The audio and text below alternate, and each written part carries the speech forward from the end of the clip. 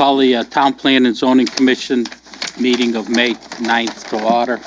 The first order of business is to raise for the Pledge of Allegiance.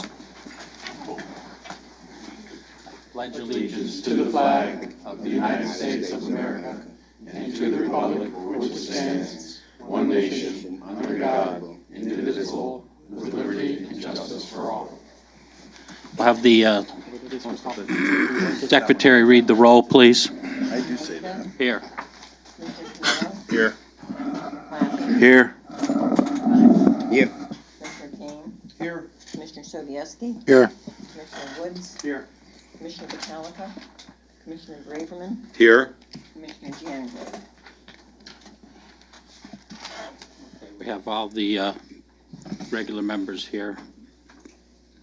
The next item is approval of the agenda, Mr. Planner. Okay, I'm really congested, so all I'm hearing is through bone induction. So if I yell into the mic, tell me that I'm yelling, and I'll back off. Yes, Mr. Chairman, I recommend we delete the executive session item that was put on the agenda last week in anticipation of a report or some action, but there hasn't been any, so I recommend that be deleted. And I recommend you add under new business, item B, petition 18-18, section 8-24 referral of proposed acquisition of DOT parcel at 1904-1910 Main Street, Newington Town Council applicant.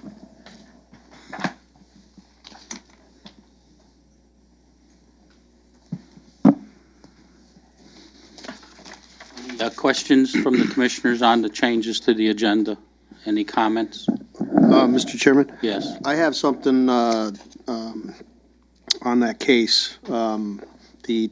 So I don't know whether or not we can do it under that, or I'll do it under remarks by commissioners afterwards, Which case? or under the executive session. It's not an executive session matter, but there was some things that the attorney said he would get us, and I just want to make sure that we can get those things. You can bring that up under commissioner remarks. Thank you, sir. Next, all in favor of the changes to the agenda? Aye. Aye. Opposed? Okay, and the next item is public participation. Anyone wishing to speak from the public at this time? Okay, Mr. Chairman, excuse me, Newington Ridge Preserve is not on the agenda anywhere. saw that. So It's not do you on. want to add it now under new business so that Mr. Massimino can address the commission? Yeah, that should been a standing item on the agenda. Mm-hmm. You want to take it up earlier so we could get them in and get them out of here? It's up to the commission. How about right after zoning enforcement officer report? Okay. Sounds We'll add that as an item under, after the zoning enforcement, so we get him in and out of here, because he has to come every meeting, or at least report to us every meeting. Okay. Next item is zoning enforcement report. Turn it over to the CEO. Okay. Got a couple of different things. So if you want to start with any questions you have in the actual report, we can take it from there. We have some other things. Yeah. I had a question on 2985 Berlin Turnpike, the Price Chopper. Yeah. You listed that as both stores. It's we have it as one address. The property's one address. And since then, I've gone by and they were in compliance. The signs have been removed. It's just not noted on here. I know, all right, I'll look through the rest. Thank you. The other thing that I want to hand out to you is we talked last month about the temporary signs that the commission's approved.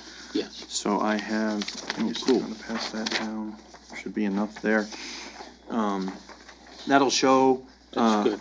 the addresses, the tenant or owner.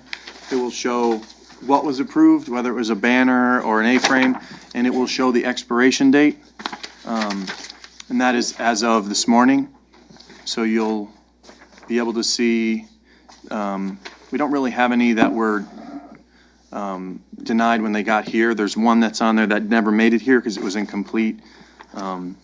And then you'll see one on there that's not yet approved because I'm gonna present it to you shortly, but everything else that has come before you since the new reg change is on there. And so, I can give this to you periodically so you can keep track. Obviously, things will change when we start to, do the renewals, which leads me to my next question of how the commission wants to handle the renewals for the existing. We can present them to you as we have, or staff can do it. I'm not sure what your feeling is, but you'll see that some of these will start to come due shortly. So I want to kind of get your feedback so we know how to advise them. Per what the changes that we made to the zoning regulations, do they have to reapply and pay a fee, or what's the procedure? Yeah, so the permit is good for 3 months, and they have to renew it. I created a renewal form Okay. for a portion of and so they'll have to pay the $15 again and file the renewal. And then when do they come in to do that? How much time before the renewal? Well, if they want to keep it up, they'd have to apply with enough time for it to come back to the commission before the sign comes down. If not, it'll have to come down in between. It'll all depend on the business owner, but they'll have to file the application again so we can make sure if there were issues that we can address them in between. At least I think for the first round, you should at least tell us who's coming in for a renewal, and we'll take a vote to renew them, at least for the first time. That's what I think, but it's up to the commissioners if they want to see these come back and see if there's any problems with any of them. Has any of the people who have come in offered any suggestions, or when you've said, hey, remember, we got to come back, have they been kind of like a deer in the headlights, or have you got a feel for how they're receptive to this or not? The operations manager for Duncan, because they have like a number of them, as soon as she got approved, asked me for the renewal so that she could get it on her calendar to go back through, but haven't gotten any feedback in either way. People are trying to see, they're trying to see how it works just as much as we are, I think. Mr. Chairman? Yes. Some of these are in their technical name or their corporation name. Could we add their business name? I mean, because some of them don't have business names or LLCs. It would be nice to know the business name, so we have a. Also known as type Dunkin' Donuts or. Correct. Yeah, I'm working with IT because all the reports through the system are created in-house, so we have to just figure that out. But I'll see if we can add a field to that for business or applicant name. Thank you. I Some, go ahead. I would say if let's just use Dunkin' Donuts as an example, that representative comes back and says, okay, I got 3 coming up for renewal on June 1st. I fill out the application. I mean, if they're in good standings, I think if they're not in good standings and there's been multiple other, like 2 signs have popped up, 3 signs have popped up, then bring it back possibly to the TPZ for us to review on an ad. But if they're in good standing in the last 3 months and they pay their new application fee or renewal fee, and then, because if you're bringing these all back, it's just going to be like just a window of a lot of busy work for us when you can just approve it then. But if they have a violation or they're. Okay, you could do the approval, but at least at the next meeting, give us a list of who came in and who you approved. Yeah, certainly. So the commission knows who's been approved. We're not going to approve, I won't approve a renewal if anything has changed. So if they say, well, we had it here, now we want it there, then that'd be a change, so we'd bring it. But if it's the same sign in the same place, we'll do it that way. If there's any change, we'll come back. Any comments on that? Is that the way you want to do it? Fine. We agree on something? Okay, let's do it that way. Okay. I have a question for Michael. Michael, on the first page of your report, it's 3191. Yeah, it's the Sunoco station. The one below it, is that also the Sunoco station? Is listed separately because it's 2 separate complaints? You had one, and I guess here was a TPC member. Yeah, it's two separate complaints because it also came in on separate days, so they'd be different items. So yeah, it shows that way. It's 3 times in here. I just wanted to make sure it was the same address in each case. It's also on 5 and 6. Page 5 and 6. See below 425 Mountain Road. Yeah. So anytime it's a new complaint, it's a new entry in our system, but the same address, it'll show up one after another, but separately. Okay. Because they, So, can I add a question, on that same, on page 5, 425 Mountain Road? So, if the same address came up a third time, you would, this report, when you print it each month, would show the previous stuff. yeah, every time I So add it's something, completed it shows everything within that complaint. The table that we use, once we add the complaint and the date, everything after that shows up there, which is why for the first one, it's going back to September, Gotcha. whereas okay. the other one only goes back to April. So if someone called with another issue, let's say there was something else going on, it would show up as a third entry, so you could track what was going on with each individual complaint. The second one, in this case, only has to do with the commercial vehicles, while the first one has to do with. Right, because that's the way they came in, yeah. Thank you. Okay. We do have a temporary sign application. I want to show you guys if I could just have a mouse. Yeah, it's actually working, yeah. There's been some updates to this system, I saw that today in some other ones, and I said that here, like, what's the temporary sign? So you may have seen that PC Richard had a banner up for a couple of days. I talked with them, and they took it down and came in, filled out a permit. Basically what this is gonna start to look like, you know.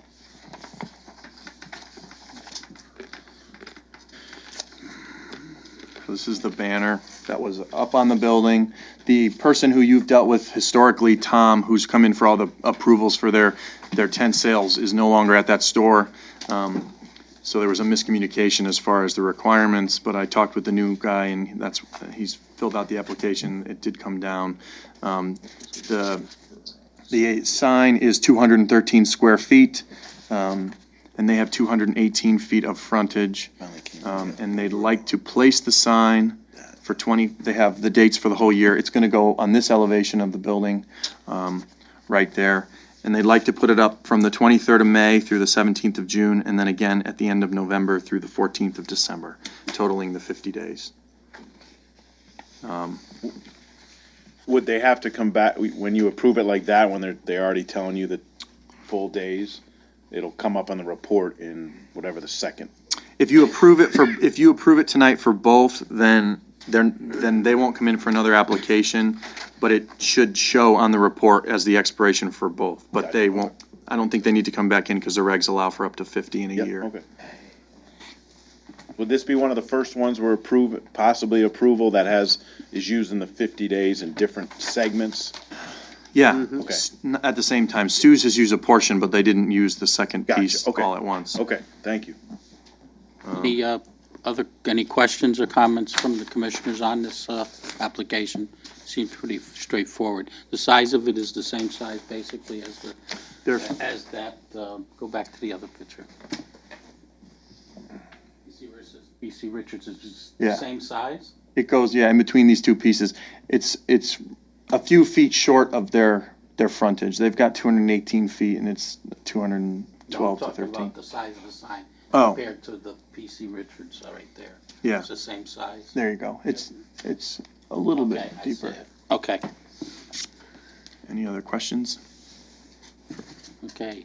Can I go motion to approve? Second. Motion made and second. Any comments? All in favor? Aye. Opposed? Okay, you're all set.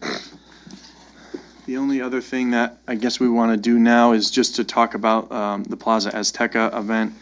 Do you want to have the photos there?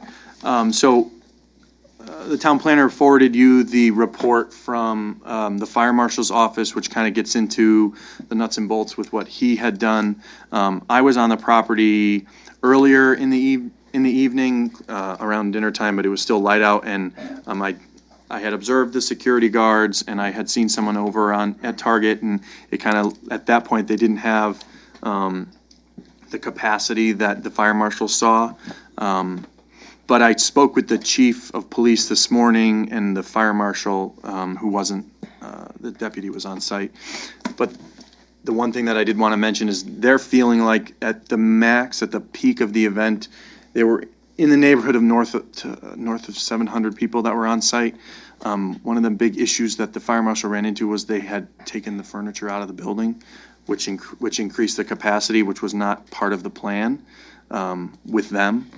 And so the other thing that was made clear to me that I kind of want to make you aware of is, from the police perspective, you will have seen police there. The police chief did decide to send police because rather than pull police off of their patrols, if something happened, he was proactive in sending them there so that parts of town weren't left uncovered.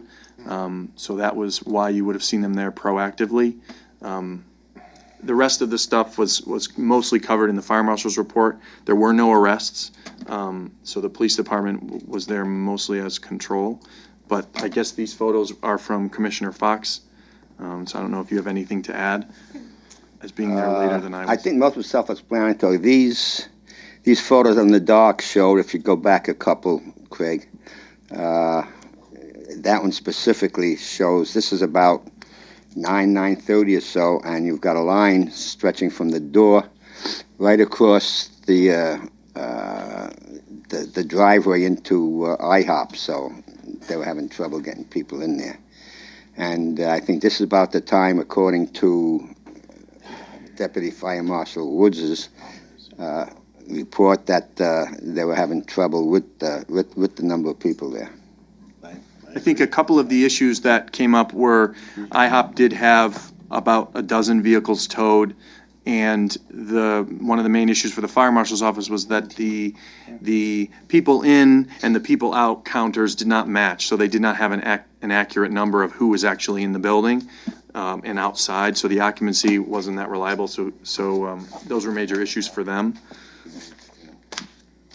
The rest of these photos are from the next morning, showing the trash that was left.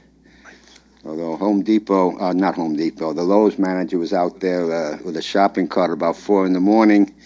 and picked up at least one shopping cart full. And there were some there, I think that the Tacom showed the cars that are parked within the IHOP area. I've seen dirtier 7-Elevens than that.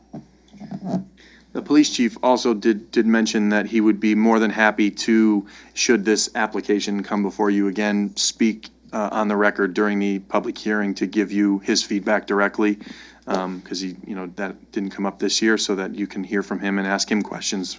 So we can, and I told him we'd follow up with him, next year, so that he has that opportunity and we can extend it to the fire marshal as well. Mr. Chairman? I was just wondering, through you, if Commissioner Fox happened to take any pictures of the other Mexican food restaurant down the street, which had very similar problems. No, I just concentrate around Home Depot and where Chick-fil-A is going. Make a comment, please? Would this not come up at their next application for a renewal of an application in 2019 instead of tonight, since said parties aren't here to defend themselves on a closed permit? Well, it would come up. Your opinion. It would, yeah. I mean, they would apply next week, okay. Next year, and they would have a public hearing. Yeah. Commissioner Fox, then Commissioner Sobieski. Yeah, no, I agree, Commissioner Claffey. What I'd like to suggest is possibly sometime within the near future, that the town planner go through the applications for the last 4 years, go through the applications, the minutes, and the results. In other words, the results of the Cinco de Mayo events and what happened afterwards, so that we can present that during a public hearing. And I would also like to have the police chief, as was just said, and/or the fire department at a public hearing to discuss whatever communications they had between Plaza Aztec and themselves. Commissioner Sobieski. Yes, I completely agree with Commissioner Fox, but I'd like to know if there's some way we could say whatever event comes in, publicly, if it's this big, that the police chief and fire chief should be here, not the one-liner or so, and have them actually come in and say what they feel about the thing. Mr. Claffey. Well, I think I bring it up because there are some, outside of the Cinco de Mayo events, there's some other church events and religious events that groups come in here and get permits for. And there was one recently, an email, I think it came from you, Mr. Planner, on the Church Street, is it the Buddhist temple? I'm just using it as that they put out a list of all their events, and, you know, we'd had trouble in the past, you know, I don't think there's been any trouble since. But is there a way, I think it would help all of us to when we have, because there are some events that go under the radar that don't become problems, but there are some like the Church Street event, and then, you know, same thing. Neighboring properties were littered with trash and debris. I just don't want I just don't want this to come out to seem that the TPZ is going after one business in particular just because it's, you know, 3 days after the event or 5 days after the event, where we didn't do this last year. It just seems odd that this year, I just want that wrong impression that when they do come in 2019 and say, well, you guys talked about my event, but I wasn't here to defend ourselves as a property owner, or, you know, is there a way to systematically, as events come, we can change the way we do this? Well, what I can do, and I was talking with Commissioner Sobieski about this shortly after the event, what I will do in the future is the next time I get an application for a special permit that, in my judgment, potentially would involve public safety, I will immediately refer it to police and fire for their comments, such as they're able to give at that point, because it'll be kind of off the cuff, but still, I will ask them for their comments, and this is my thought, and tell me if you don't want me to, but I will hold off on submitting it to you until I have those comments. In other words, it's not a complete application until I have some input from police and fire, and then it'll be complete, and then I'll present it to you. And I certainly won't do that for every occasion, but on the rare events of this sort where, in my judgment, police and fire input would be helpful to the commission, I'll make sure that you have that as part of the application from the outset. You're gonna say? No, I thought Mr. One- Michael. I just want to add that for the churches, I know Craig's talked about it. There are certain protections that they have under, you know, law that says that they can have certain events. Yep. So if you know that, so that's why some of the stuff doesn't come through here. Yeah, okay. No, I just remember there was he sent an email out, I think, to you, and it had all their yearly list, and it was great because then we kind of know if we're driving around, and but I just want to kind of make it as a town-wide thing, a procedure we do, so it doesn't give the false impression that someone's predetermining their mindset on an event prior to its, you know. Well, there won't be a town-wide procedure. There can't be, Well, because not, No, I see what you're saying. because not everything comes before you. The Yeah. things that come before you, yes, you should have a pretty consistent Okay. process. But a huge event like Holly, they don't need your permission for, so. No, I get you.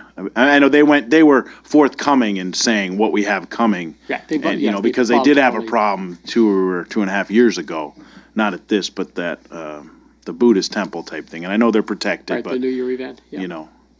Commissioner Payne. Thank you, Mr. Chairman. I think it's important for this commission to be consistent. And I'm just wondering, Mr. Chairman, why the restaurant next to McDonald's was allowed to expand their seating area similar to the Plaza Azteca, but never came in front of us. Let the zoning enforcement officer give you some history on that particular piece of property and how we've handled it in the past. So that event was going on when I came to town and has been the same since I've got here. I went over it with the chairman a number of years ago with the floor plan that they have. Basically, what he does is he takes half the tables from the patio, they get moved out into the other side of that wall. There's no increase in capacity through the fire marshal. There's also, he doesn't change, you know, he doesn't only serve liquor or anything along those lines. It's more or less, he knows he's getting a lot of people because of the holiday, so he's been doing that. I follow up with the police and fire every year to see if there's any issues. There has not been an issue in the 4 years that I've been following the event, and so we've just been handling it the same way since. Mr. Chairman? Yes. They expanded the seating area. They also had cars parked right on top of the Berlin Turnpike, which we shut down Panera Bread for doing that. And they were parking in all types of other people's property, whether or not, we don't know whether or not they had permission or not. So it's very similar to Plaza Azteca. They expanded their customer base, expanded the fenced area. People were parked right on top of the highway. No safety procedures, I think we need to be consistent. Yeah, I mean, I discussed this with the chairman. I can let him know that you'd like to see him next year. I just would point out, he uses Laz Parking to park the vehicles, and he does have an agreement with the surrounding property owner to use that when they close. He also hires taxis or Ubers so that if folks can't drive, they don't drive home. So he's done certain things. He's been responsible up to this point, which is why we haven't changed the way we've dealt with it. But if you feel that to be consistent, you want to see both, I can let him know the next time I speak with him that he needs to come before you and get approval from the commission. My understanding is that the fence that he put up was basically 10 feet, that there was no seating in that area, was there? He puts like their high top tables. I didn't see whether there were chairs or not, but I have a sketch that we've been using every year that's in the file, and he comes in every year and asks what he needs. He's being transparent with staff. I don't want to. So how does that not equal out a special permit like the other restaurant that came in? Again, All the things seem the same. Tables were moved, furniture was moved, parking, had agreements with. How is that different than this other establishment? I guess that's where we want the transparency, that if said restaurant A is doing it and they're trying to come in here, and they've come in here for the past, I think, 4 years or 3 years and got a permit, it seems that this is the same style activity. After hearing it now, it would tell me that's a special permit. You're changing your original occupancy use to something different because you're moving furniture. Not changing the occupancy. They're not. The fire marshal does not increase the occupancy in the building. So now, that's what I'm saying. So now we brought in a fire marshal, just like this other establishment. We brought in No, we don't bring in the fire marshal. He doesn't give them the ability to do any increase of any kind. The same amount of people that can sit there on the 4th of May can sit there on the 5th of May. Well, the fence is 20 feet away from the existing seating area, and there was tables throughout that whole fenced area on the three what I sides didn't know. Okay, of gotcha. their outside seating. So they did increase their outside seating capacity. Yeah, I mean, they can come before you next year. I mean, I've been handling it the way that it was handled previous to me being here. He said that he was told because of the same number of tables, he has 20 tables, he moves 10 out, he still only has 20. So he doesn't do anything. He just knows he's going to get a lot of people. And so he tries to deal with it. He doesn't want a huge crowd because his kitchen can't handle it. He doesn't advertise. He doesn't bring DJs, that type of stuff. And so that's why it had been treated differently by staff. So I just handle it the same. But I'll tell him next year he's got to come in. It's not a problem. No, I appreciate the explanation. I made, talking to Commissioner Woods, it was on the side here, we explained. I understand now. I just wanted to be clear that he's done all that we've asked. In any questions, he's been very transparent. He's not. So let me, in the future, not any other event, let's use a different restaurant, Joey Garlic's, just for speaking. If they came to you guys or to the town and said, okay, we have a busy Mother's Day. And if they change anything with the occupancy, is that what ticks off to the special? What makes it become a special permit? I guess explain, because that might clarify to me. Right, it's the outdoor, and I call it seating, but everybody stands. It's the outdoor seating that triggers the need to come back to you for a permit. Or in the case of Puerto Vallarta, moving tables from inside to outside, that's now increasing their outside capacity. That triggers having to come to you for your permission. Thank you. Commissioner Fox. Yeah, thank you, Mr. Chairman. Yeah, I have just one more thing to say, and this is about Plaza Azteca, although I agree with Commissioner Claffey that, it's not really fair to make these comments without the people there, but they're going to hear about it, I'm sure. And, that includes what comment I'm about to make. If you were to look at the minutes of the public hearing on April 11th, And that, I think that was on page 25 or 26. I was looking that up. Their attorney had mentioned that, they were going to have security there to turn people back from the Target parking lot and wouldn't allow it, which would kind of, make sure you don't have people crossing back and forth the turnpike. But they did have people crossing the turnpike, and although I didn't snap any pictures of it that night, there were cars at the Target parking lot. So, but, thank you. Commissioner Clapp? I just don't want it to come out when businesses have events in our town that officials are there and it's like the judge, jury, and execution. Like, oh my God, you did something wrong. Like any event someone has, it could be the carnival in town. There could be an event there's a problem, but no one hears about it. I just think we got to be very careful, how we proceed. I mean, that picture to me just, looks like people standing waiting to get in, just like what the attorney said was going to happen. And in the location he said it would happen. So, it's a great picture. I mean, I don't want us to come out that we're like the TPZ board and we pick and choose what we're going to go after or do. That's all. I mean, I appreciate the pictures. I just, it doesn't really explain anything. The police are there, everything. Well, you may have copies of it, Anthony, if you wish.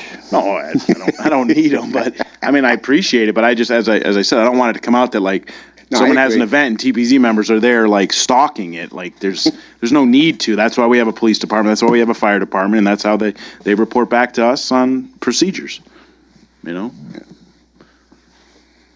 other comments from commissioners?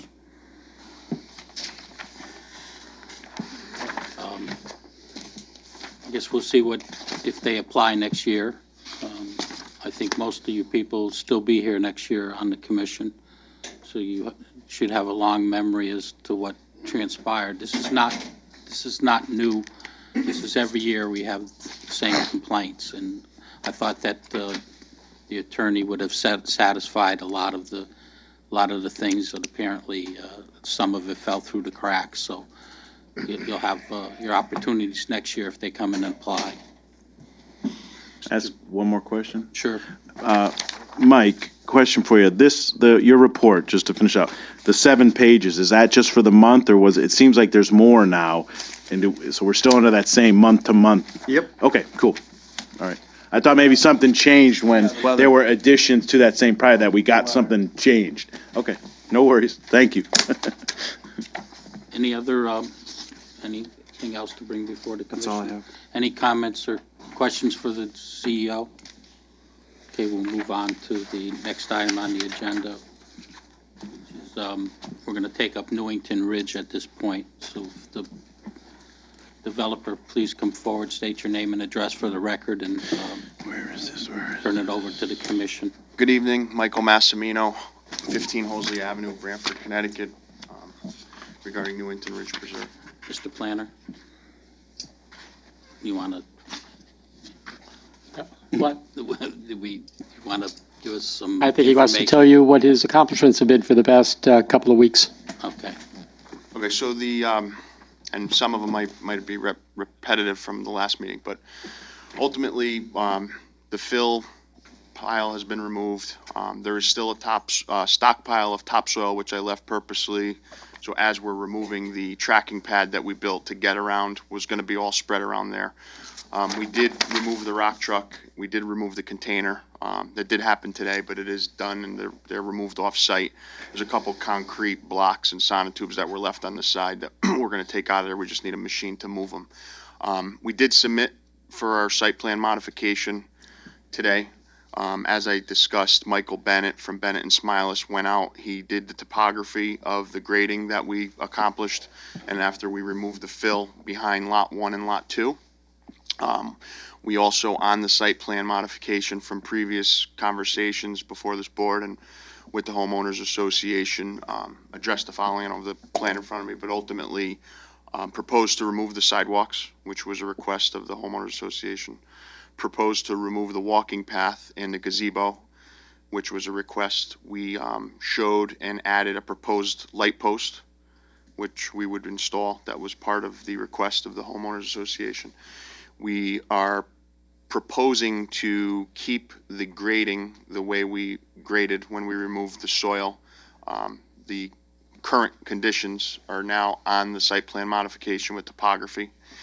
We showed a drainage, yard drain and some piping that would go behind lot 1 and 2 to get the water away from people's homes and at the toe of the slope and into the catch basin, which is out farther to the left of lot 2.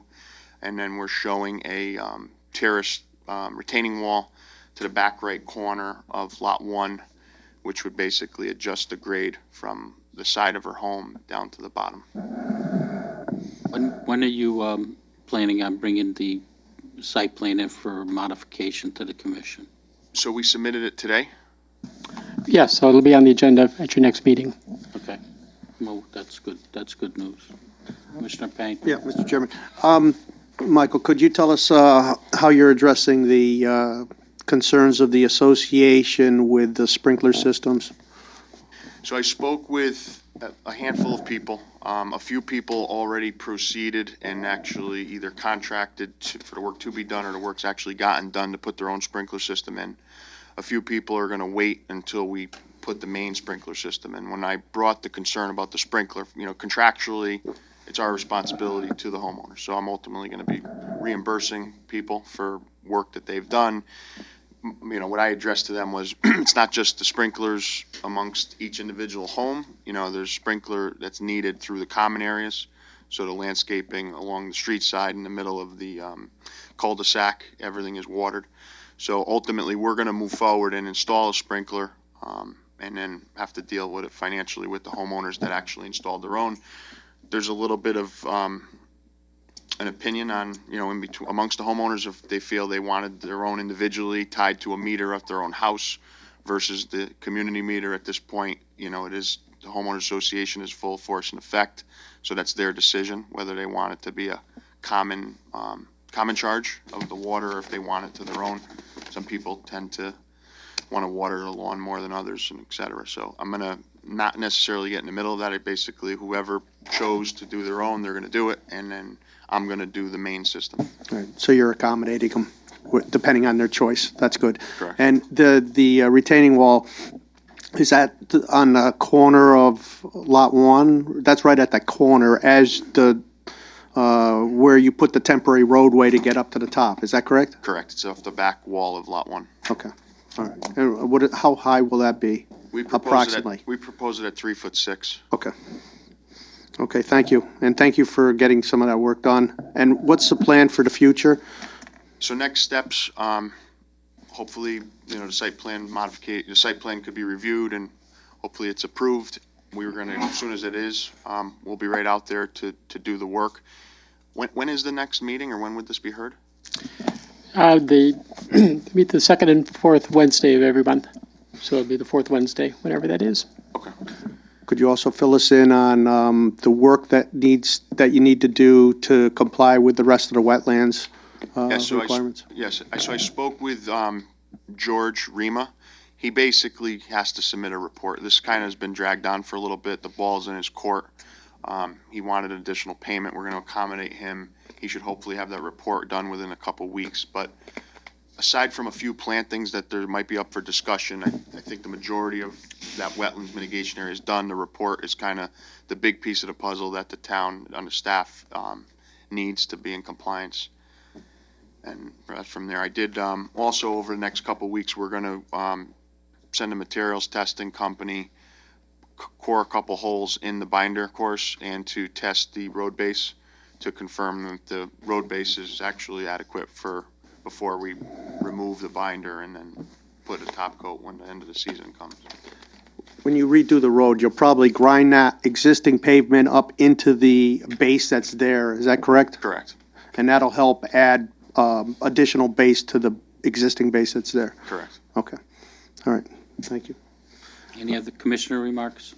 Any comments? Anything for, go ahead. Mr. Chairman, do you think maybe when we have this come in next that we should have engineering go and inspect the site and make sure that, we can put together a list of, for the developer or what's accepted and what's not accepted and approximate cost and, so we can proceed, in a timely manner for the association? Yes, and so I think we'll approach it from two angles. One will be a review of the site plan, it's on the monitor there. The engineering staff will review the site plan to make sure that what the developers proposed to do is acceptable. But then we'll also do an analysis of what work is incomplete and how much remains to be done and what the value of the remaining work is. So two separate things, but related, obviously. That way he has a punch list that he can work off of. Very good. Thank you. Any other remarks at this point? Okay, so you'll be here for the next meeting to present this site plan. Okay. Anything from the staff? No. Okay, Thank you. Thank you. Thank you, everybody. thank you. 16 months.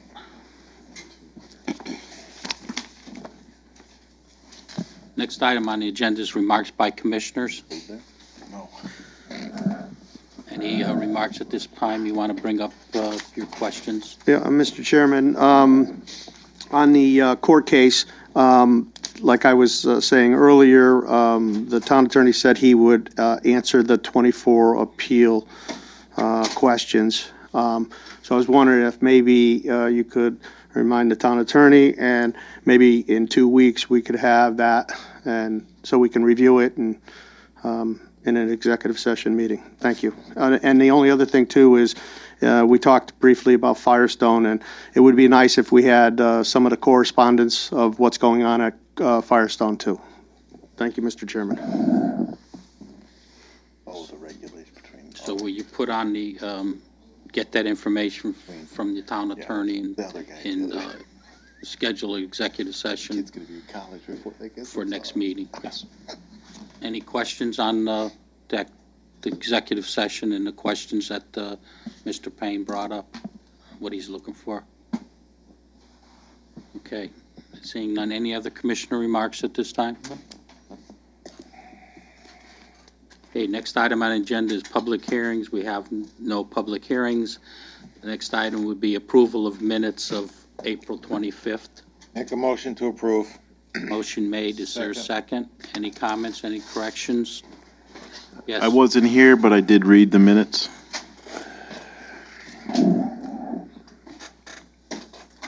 All in favor? Aye. Opposed? Okay, the minutes are approved. Next item on the agenda is new business. I'm going to call on the secretary or have someone, we'll have Dominic read the petition 1218, and then I'm going to have Andy Brecker come up and give us some information on this petition that he has from the town's perspective. So, Petition 12-18, site plan modifications at 49 Fen Road, a walk-in medical center LLC, owner and applicant Barton and Bove, P.O. Box 7316, Kensington, Connecticut. Contact. I've asked Mr. Brecker to come in and give us an explanation on the 824 and the position of the town. So, and it relates to this application. So it's up to you, Mr. Thank you. Brecker. Andrew Brecker, Economic Development Director for the town of Newington. Thank you for inviting me. Hopefully I'll be able to give you an explanation that will clarify and clear up any concerns that were expressed at the previous meeting when this application was first brought before you. This goes back sometime in 2017 when the applicant, in having his attorney do a title search, discovered that the common knowledge that the two parcels that he wants to join with his existing parcel were in fact not owned by the state of Connecticut DOT, but by the town of Newington. We didn't know it. They didn't know it. DOT didn't know it. DOT had it on their records as being their property, and they had even gone so far as to place a conservation easement on that property. In meeting with the applicant, I invited a proposal from the applicant to acquire the property from the town of Newington. He went out, had an appraisal done, and brought that proposal to me. I brought it to the town council, and the town council accepted in principle the proposal with a number of caveats. First, that the applicant had to get from the DOT some sort of document that said the DOT acknowledges they don't actually own this property, and to get the Army Corps, and to carve these parcels out from the conservation easement filed with the Army Corps of Engineers. Secondly, that they had to get Conservation Commission approval, and thirdly, that they had to get TPZ approval. When they accomplished those three items, none of which were guaranteed to be successful, the council then promised that they would enter into a purchase and sale agreement. That agreement, once drafted, would be brought to the council, at which point the council would refer to TPZ under an 8-24 referral. Upon receipt of the TPZ report, the council would then proceed to declare the property surplus, most likely holding a hearing before that actual declaration would go into effect. And when all of that was done, then the town council would instruct the town manager to sign the purchase and sale agreement and therefore allow the transaction to move forward. So the 8-24 was always known to be part of the process. It was just a matter of what was the optimum timing, especially considering the uncertainty of the applicant's success in achieving the three items that they had to complete before they could come back to the council. Any questions? Okay, so you're saying that when is the 824 coming? Basically, we don't want a date, but the time Well, be after the, presuming that the applicant, oh, I'm Yeah. sorry.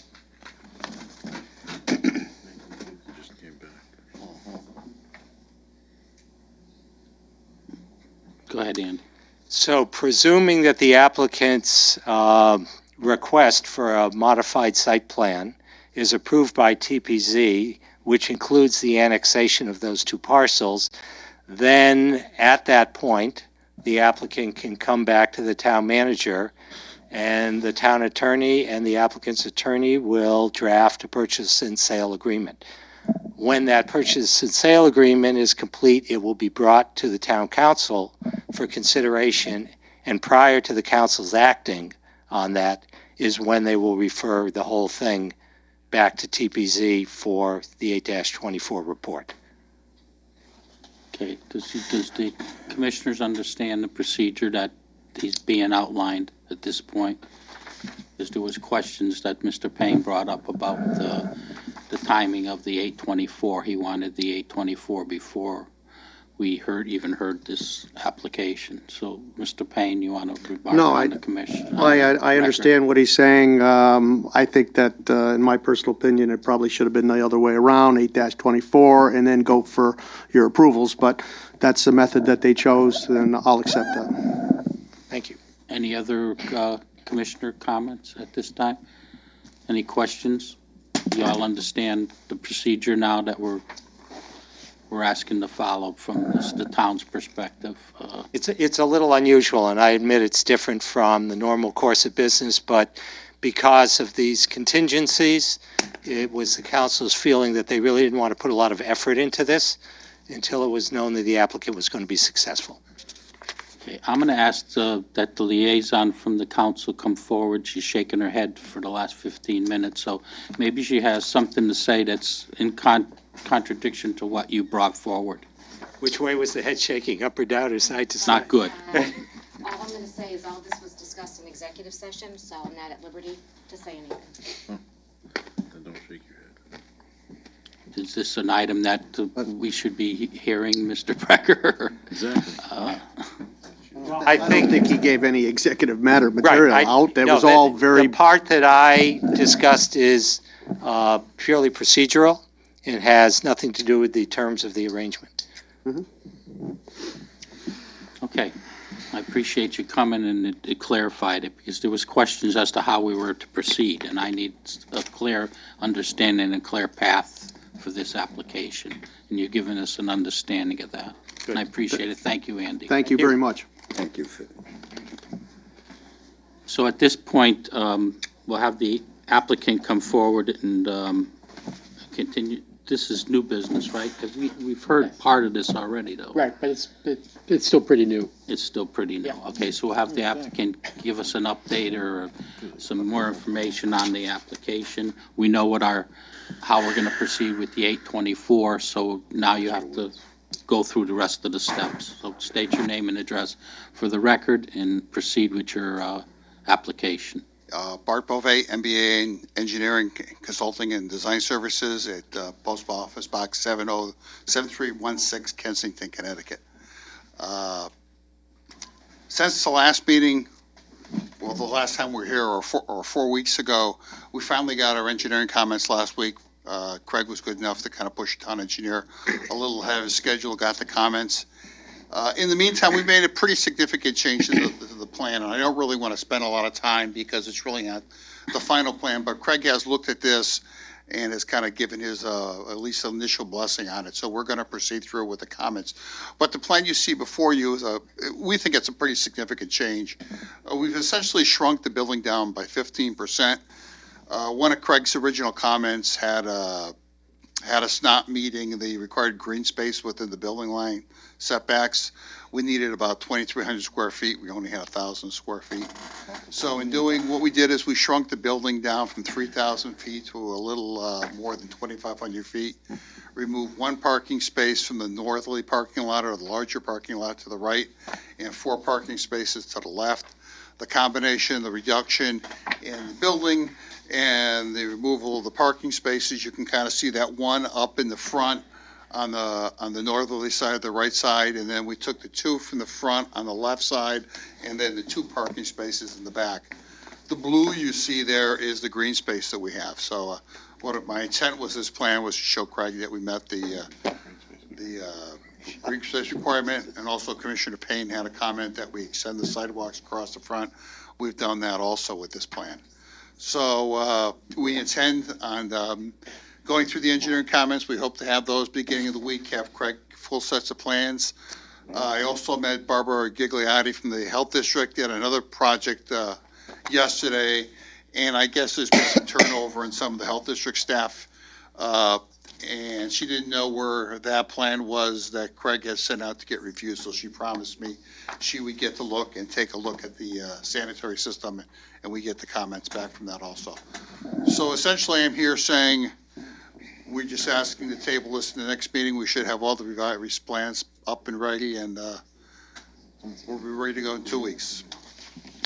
Mr. Planner, Yeah, that's correct. additional remarks at this point? Any comments? Mr. Payne? You got a lot of road cuts there. Right in, right out, right in, right out. Can the property be designed with just one right in and one right out? That's my one question, There is because really not enough room, because it's such a unique shaped property, long and skinny. There's just not enough room to bring a driveway around the back or a driveway across the front of the property. Or just the multiples of 60 from the parking spaces on the right that duplicate that on the left. You're pushing that building down, you're not going to get a building to fit on the left-hand side of the property. There's just not enough room to do that on the site. And with the reductions we've made it even less of a traffic generator than we originally had. I mean, there's only, I think, 17 or 18 spaces there now. And, it's not a major traffic generator. And our main concern is crossing the double lanes of traffic with the right in and left out than we are with the curb cuts. And the last question would be, could you give us some more detailed plans of the right in and the right out, and a design that will prevent people from making illegal turns, because we've had numerous problems with other right-ins and right outs? Yes, I mean, short of putting a median through the highway, all you can do is reinforce the traffic movements with turns and properly sign it. And I'm certain that's what your traffic officer will tell you too. I mean, that's, The state has done that in several different locations. One area in Glastonbury where they've added a small median with some pylons through it so that people won't turn across the roadway. Naturally, that's something that the state would have to approve.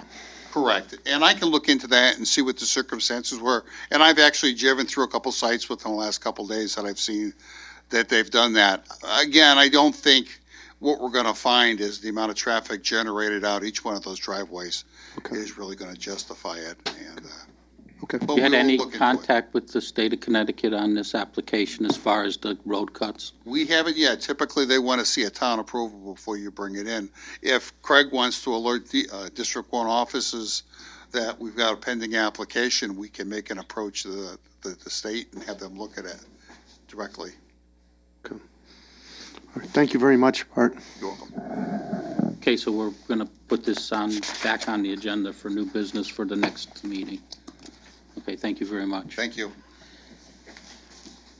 Next item on the agenda is item B, which is an added item, which is the 824 review on a piece of property on 904, 910 Main Street. You got Yeah. Unfortunately, you only got it tonight, and it was in front of you when you walked in. We'll have the town planner give us an explanation so that we're up to speed as to what's going on. This is kind of unusual that it comes in the same day and we're looking for action the same day, but Yes, very, very unusual, and I'll explain that in a second if I get this oriented. Okay. All right.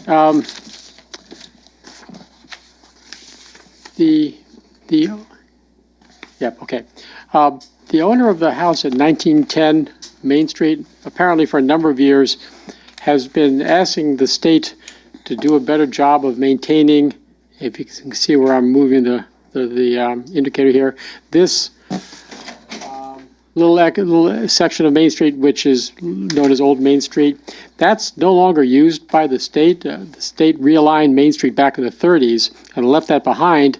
I don't think at that time the houses were there, but they were built since then. But anyway, this little, I'll call it a circular driveway, is at the moment state property. It's a state road. And the homeowners have asked that it be, that somehow it be maintained differently. Well, they went to State Rep Gary, sorry, I'm drawing a blank on Gary's last name. Thank you. Yeah.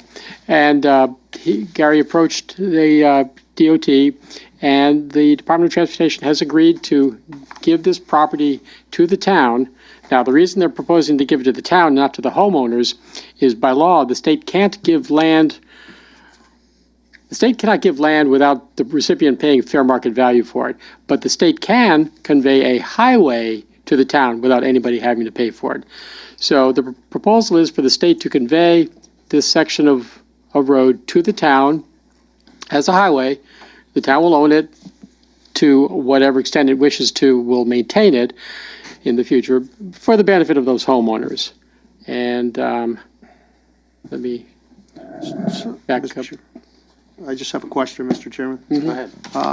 So basically, they were trying to get the state just to pave it at first.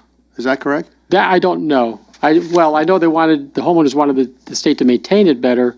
I don't know whether paving would have been enough, but perhaps, I don't know.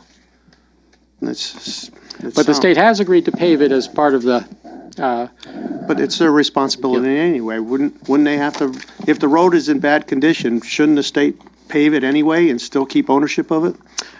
should they? Yes. Are they required to legally? I don't know. I don't know. But I know they haven't been, and that's apparently become a problem for the homeowner. So were we talking, how many pieces of property is affected? One, two It's about, pieces? well, it's, as you can see, it's these, let me try to enlarge it. Two houses? Yep. Yeah, houses. Yep, it's these two houses that have their driveways onto it. This 1912 is town property. That's, it's a, big, large piece of open space. So the reason this has come to you in a kind of a rush is the state is willing to repave the street and make some improvements to the catch basin. They're willing to do that. The problem is the asphalt truck is rolling in a couple of days, and if the town is not willing to accept the land, then the state's not going to pave it. What? So they need to know now if the town is willing to accept the land or not. Nothing like putting a gun to our head. So they'll pave it, but then we'll still have to plow it. We've always been plowing it, actually. But we'd have to Right, as a maintain it. courtesy to Now the- we have to A maintain. road, not the- Now Does we that have to meet maintain. town standards for a public road, Mr. Chairman? According to the town engineer, it does not. Okay. So we'd be accepting a road that doesn't meet our town standards. Well, as I've been saying from the beginning in our staff meetings, yes, it's legally a road, and it has to be a road, or else DOT can't convey it to us at no cost. But I don't think we have to, the town has to maintain it as a road. I don't think we need to do anything to it if we don't want to. We probably need to fill potholes now and then, but Not gonna get many potholes. I don't think we're required to do anything more to it than we feel is appropriate for the benefit of the homeowners involved. If the state, if this wasn't, if the state didn't turn this over to us, I would assume the town's been doing some minor maintenance on this area I don't in know. the past? I know we've been plowing it. I don't know if we've been filling potholes or anything. Because what I'm getting at, if they've maintained this in the past, what stops the town from putting a inch and a quarter over the small area that it is? Right. I don't know if there's anything prohibiting the town from doing that if the state is willing to let us repave their road. I just think it's really sinful that the state's holding this over our head, that they were paving Main Street anyway. They have all the equipment. No, actually, they weren't. Actually, no, they weren't going to pave this stretch of Main Street until a few months ago when this proposal came up. That's when at the last minute, by DOT standards, they decided to pave Main Street. They weren't otherwise going to pave Main Street. Seems kind of like the tail wagging the dog. Doesn't make sense. Why not just come over here and pave this little stretch here, and then why are you paving Main Street before it needs to be paved? Well, I won't say that it's before it needs to be paved. You're familiar with the VIP program, the vendor in place, where the state comes out to each town and does some amount of road every year, some small amount. DOT was going to come to Newington and resurface some number of miles of streets in Newington anyway this year. They weren't planning to do Main Street, but I guess it was on their list for maybe next year, the year after. So they moved it up on their schedule specifically to do this little stretch of Old Main Street. Any other commissioner information or comments? Commissioner Sobieski and then Michael. Just to let you know, the state, when they overlay, they rate the roads, and that's how I get overlaid. I don't know exactly about this piece here. I know a couple of years ago, the state was interested in giving it back to the town. And was Old Main Street until there was a fire. There used to be a barn in the middle. Yep. And the town road used to go around, Main Street used to go around the thing. There was a fire.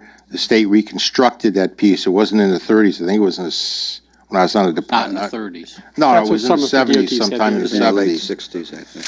All right, and therefore, this piece of road was left there. That I can tell you. What they're paving, and I haven't seen the vendor in place list. I didn't ask for a copy of it this year, but whatever they're paving, if they're within the area, they're going to come out and do this, and that's probably what generated this. All No, right, and if the really, they're town- not going to do Main Street. The only reason they're doing Main What, Street are they at paving all any? is to Are do they this. paving anywhere in Newington? They are only doing Main Street. But they were going to do some different street. All right, there's So only this right. came on their radar. So this little bit of, I'm confused. They were going to pave Main Street. They're not going to pave Main Street. Is that what I just heard you say? I said they were not going to pave Main Street. This was Right. not on their 2018 schedule. Okay. But when this transaction came up, and I guess then the decision was made to put Main Street on their 2018 list, and while they're here, do this little side stretch. They were going to do from Kitts Lane up to Robbins. From the Berlin Turnpike up to Robbins. Take it over, get the whole thing paved. Berlin Turnpike up the, so they are gonna pave this portion of Main Street then? They're prepping it right now. Yes, but they're going to go past it. Okay, They're going to, I'm confused, so I just give up. no, don't give up. They're going to pave all of Main Street from the Berlin Turnpike up to Robbins. Right, so this is within the paving area, They're going to do this little thing. right. But they weren't going to do Main Street at all this year, if not for the fact that they've decided that they want to pave this Commissioner small Woods. portion. I mean, it kind of sounds like It's the tail wagging the dog, yes. Representative Byron made a deal to get this land, and the state is going to pave it, so they're gonna pave all of Main Street now, so they just picked up their schedule. That's what it sounds like. Right. So part of the transaction was, again, Gary, Representative Byron, was able to get it paved. I mean, I don't know if we're not accepting a road, we're accepting a piece of property, correct? Well, legally, you're accepting a road, A road? yes. How many feet is it? I mean, 150 feet? in all my years, I don't think I've ever seen a truck turn around on that little thing. Maybe the only truck I think I've ever seen is maybe our plow truck, but Yeah. he probably uses as a turn. You live there, so you. No, you're right. I mean, even sitting there across the street, I don't see any trucks actually coming off of Main Street to make a turn. Yeah. Local, like me, I'll use it to get around there and and maybe kind of beat the light or something. But otherwise, it's just really, it's Maybe really for 300 those feet, two. maybe. For those two residences. Commissioner Michael. Has the highway department been contacted and talked to about with this? Oh, yes. They have? Right. And we're just hearing about it today then, if they've already. Oh, in the past 2 weeks, in the past couple of weeks. Then why are we getting this today when you've been talking about it for 2 weeks? Because the town council last night voted to refer it to you last night. And the highway department's okay with this too, having another road to take care of? The highway department is aware of it.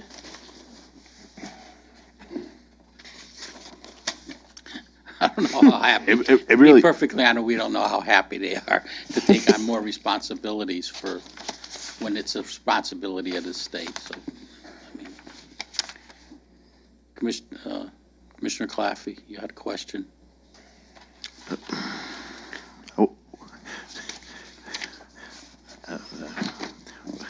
When would be the next time, if we agree to this tonight, that the town would have to go in and repave that section of road? That's my question, because it comes down to to me, it comes down to financial liability on the town for this, say, just for conversation, 200 feet of roadway that the state's gonna pull up, put back down. When would be the next time the town would have to play with that? The number that I hear the town engineer and the highway superintendent throwing around is that the inch or two of blacktop that the state's going to put down will buy us somewhere between 5 and 10 years. Probably Somewhere between 5 and 10 or 15 years, we'll need to go back and do something. They're not taking the old asphalt off that's underneath there. Correct. And what happens is, when you have cracks underneath and you Oh, pave it's- over that's- it, they all translate up into the new pavement. They're And gonna it fill the usually cracks first. They told us, they're No, gonna fill no, they said they are. They're gonna fill the cracks first and then. It's all cracked. It's like We're gonna put a Band-Aid over it. It's almost like the Newington Ridge binder course, okay? So that can't be done, okay? That should be dug down to the base or reprocessed into the base and then 2 courses on there. And they're not gonna do that. Right. Commissioner Claffey, then Are- Commissioner Cavallo. The current repavement, are they grinding and repaving, or just top coat in Main Street? Just the top coat. Okay. They're They're not milling, they're just, They're not, they're not milling it No. like most Commissioner roads Camillo. get done in town. right, it's just a maintenance job. Two property owners that their property values will go up now. Are they gonna come back and try to buy that property from the town? now that it's in better shape? Is that what's Well, happening here? well, again, the problem is, since the state is conveying it to the town at no cost for, quote, highway purposes, I think it would be difficult for the town then to sell it to the two homeowners for their personal use. Because the Because two the deed adjacent says- roads are state highway anyhow, and the town doesn't maintain those two roads, Main Street and New Britain Avenue. So they are state roads. So, What I'm saying is the town will not be able to just sell this parcel to the homeowners, as logical as that seems, without some compensation, some monetary compensation involved, which would probably then go back to the state. The state would probably recapture that, since the state is giving us the land for nothing. I know in my experience with the general government, working with the town attorney, it's very, very difficult to abandon a town road. It's a very long, arduous process. So I'll admit, this doesn't really make a whole lot of sense. The only reason they're going to pave it is if we take ownership of it. Otherwise, they're going to go right by it. It would have been nice if we knew what Representative Byron and Mayor Zartaran were kind of negotiating, but it's not in here.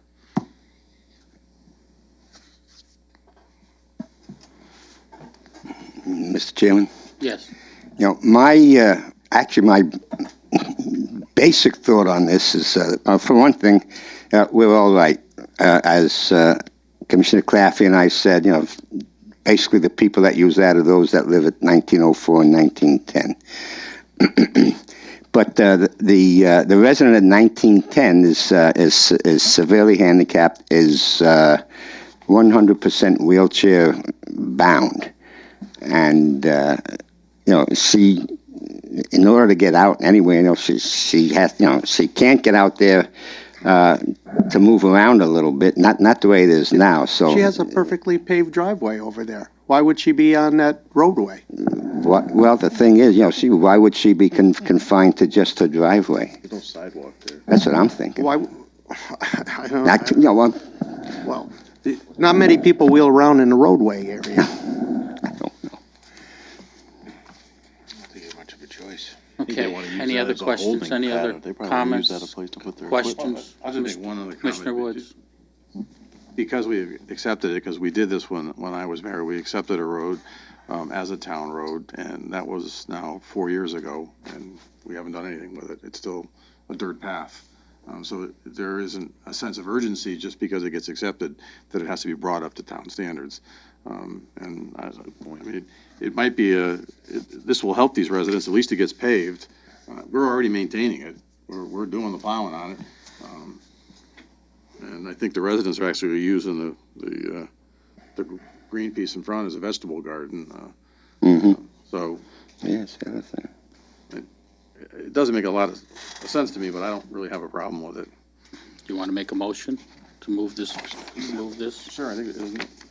I move to issue a favorable report on the proposed acquisition of the DOT parcel at 1904-1910 Main Street. Second. Motion made and second. Comments? Commissioner Claffey, got something to say? No, sir. Any other comments? All in favor? Aye. Opposed? No. 6 in favor, 1 opposition. Send it back to the council. Ask a question on this, just Sure, go ahead. procedurally. If we denied this, can they still go ahead and purchase it? Yes. Is it With just- they have to approve it with a 2/3 vote. Okay, so if it's denied, it's a two-thirds vote? If it gets To move denied, forward? then that means the council, when they approve it and move it forward, 824 is an advisory to the council. If we send an unfavorable report, they have to vote with a 2/3 to override basically what we're asking. I know that it needed to come here, but I didn't think you had to approve it for them to continue to move forward, but I didn't realize it kicked in the 2/3. Yeah. Okay, thank you. Okay, that takes care of the 824. We're into old business petition 0313. Commissioner Camillo. Want to read it? Petition 03-18. Zoning text amendment, sections 3.9, 3.12, 3.14, 3.16, 3.18, 3.20, 3.21, 5.3, 6.1, 7.4, and 7.6. Town Planning and Zoning Commission applicant contact. Okay, I'm gonna turn it over to the town planner. We're gonna go through each one, and we could, make a determination on each one of the sections that he's bringing forward, to approve or deny or table or do something with it. I mean, we've had this for quite some time. It's time to do some action. So we'll go, we want to start and go through each one, and we'll make motions to approve or do something with each one of these as an individual motion, not as collectively. Okay, I didn't repeat the background for each of these items in this memo, but I'll just refresh the commission's memory on each of these items. This first one, 3.16.1, item K, retail uses in association with an approved motor vehicle service use. Oh, this is in the industrial zone. At the moment, the way the regulations are written, it's ambiguous as to whether your conventional gas station convenience store is allowed in the industrial zone. This would make it clear that yes, you can build the typical gas station, which is mostly retail, in the industrial zone. The second item. No, we're going to do it. Oh, okay, I'm We're going sorry. to act on that. But any questions on this specific item? Mr. Planner, does that include areas or businesses in retail, or excuse me, industrial zones, like say a stereo shop goes in and has front part of their business is a retail sales of their product, and the back end or the bigger end is the install? Like say, This is only for, the way I understand is only for a gas station with a convenience store. Well, it would have to have an approved motor vehicle service use, and what you described, the electronics dealer who well, installs CD players and tape decks and things of that sort. Not tape decks, I'm old. Would not be eligible. No, because that's not a motor vehicle service use. That's a retail use. even though the motor vehicle comes there and gets worked on. But they don't Motor need- vehicle service use is a technical term. So if there, well, okay, now that brings my second question. What if a business has a motor vehicle service license? I mean, you could have the license and not do under to what it has, but when you get looked up in the records, it shows as a motor vehicle license. I guess what I'm saying is, would this preclude a business that has some form of motor vehicle intent in an industrial zone? If you change just this, because right now I look at that as what you want to change, and I guess it's not showing me that it's just for the convenience store, or, excuse me, gas station use. I'm a little. Maybe it should say, retail sales in association with an approved motor vehicle gas service use. Because if Gas you did stations. this would. Gas station okay, service use. If you change this, would it, well, I guess I don't want to I think that preclude the intent somebody. of what he was, what we're Okay. trying to do is to make it where you could, with a gas station, you could sell, they all have this little Yeah. convenience store or something. They sell oil and Okay, if you go to candy and page 100 in the zoning regs, I do it online. the phrase motor vehicle service use, that's a specific thing. And a motor vehicle service use includes, but are not limited to, those of a limited repair as defined in section 14-51A4 of the Connecticut General Statutes, semicolon, the lubricating of motor vehicles, adding or changing of oil or other motor vehicle fluids, changing tires and tubes, including the balancing of wheels, or installing of batteries or light bulbs, windshield wiper blades or drive belts as described in section 14-51B of the Connecticut General Statutes, and the sale of gasoline or other products under the provision of section 14-319 of the Connecticut General Statutes.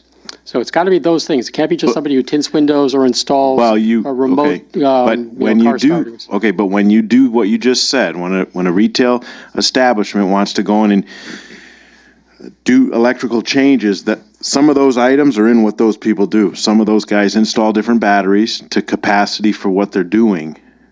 That doesn't And- make them a motor vehicle service use. They have to be, like I just read, they have to be those things, not those things and other things. They can be those and other things and still be a motor vehicle service use. That's what I'm But they just- have to be those things before they'd be eligible to operate in an industrial zone with a retail component.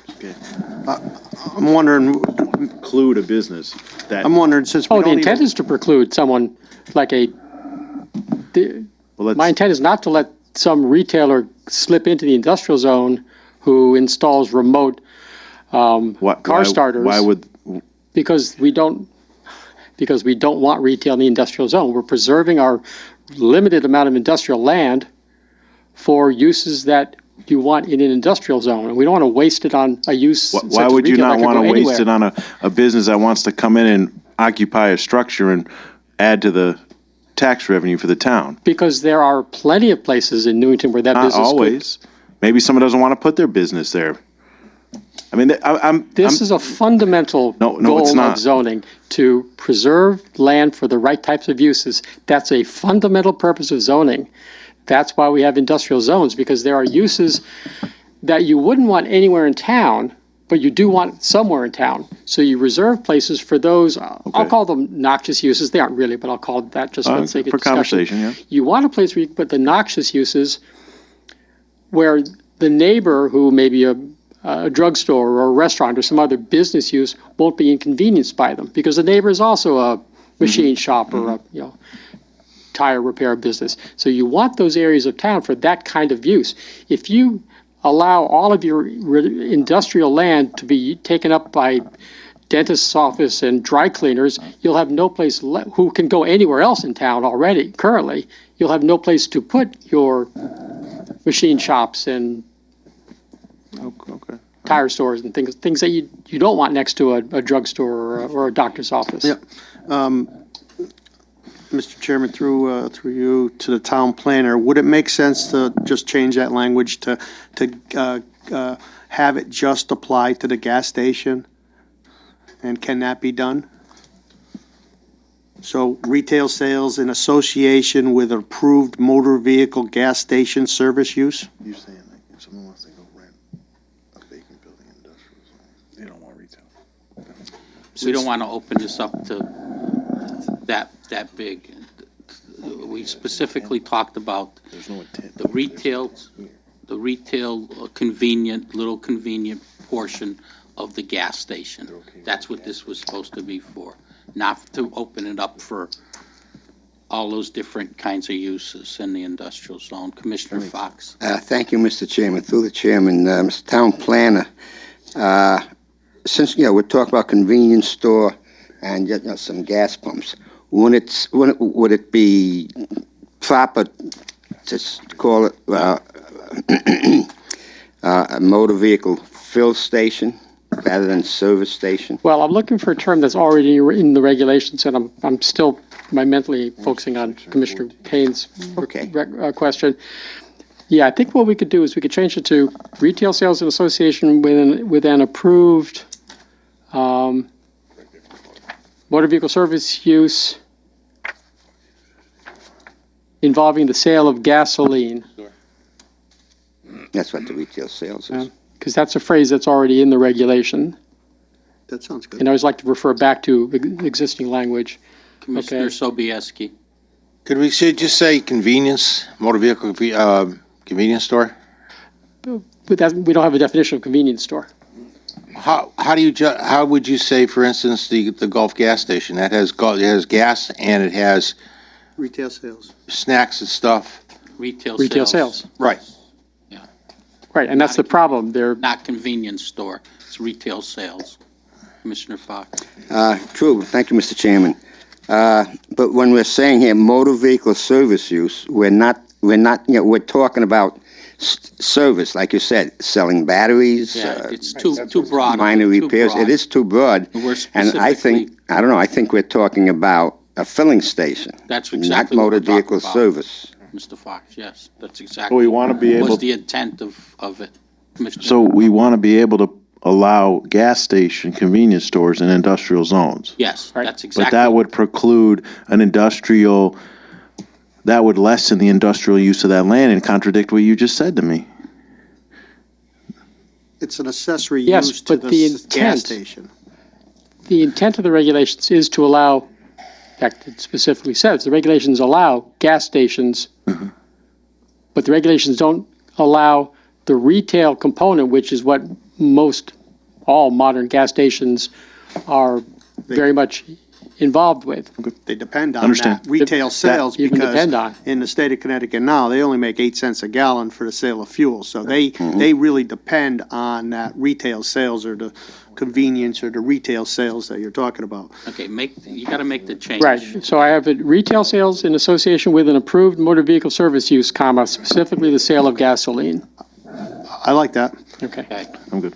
Thank you. we have a refined, we need a motion if we're gonna approve this. I make a motion to accept the language that the town planner just gave us. Second. Motion made, second. Any questions, comments? All in favor? Aye. Opposed? Okay, go to the next one.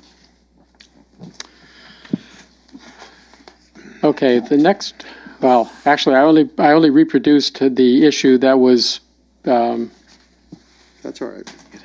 discussed. Well, this is a change to what's required on a site plan. And this would add the requirement that once construction begins, weekly reports on the erosion and sediment control devices will be submitted to the ZEO. And that's a requirement from the state.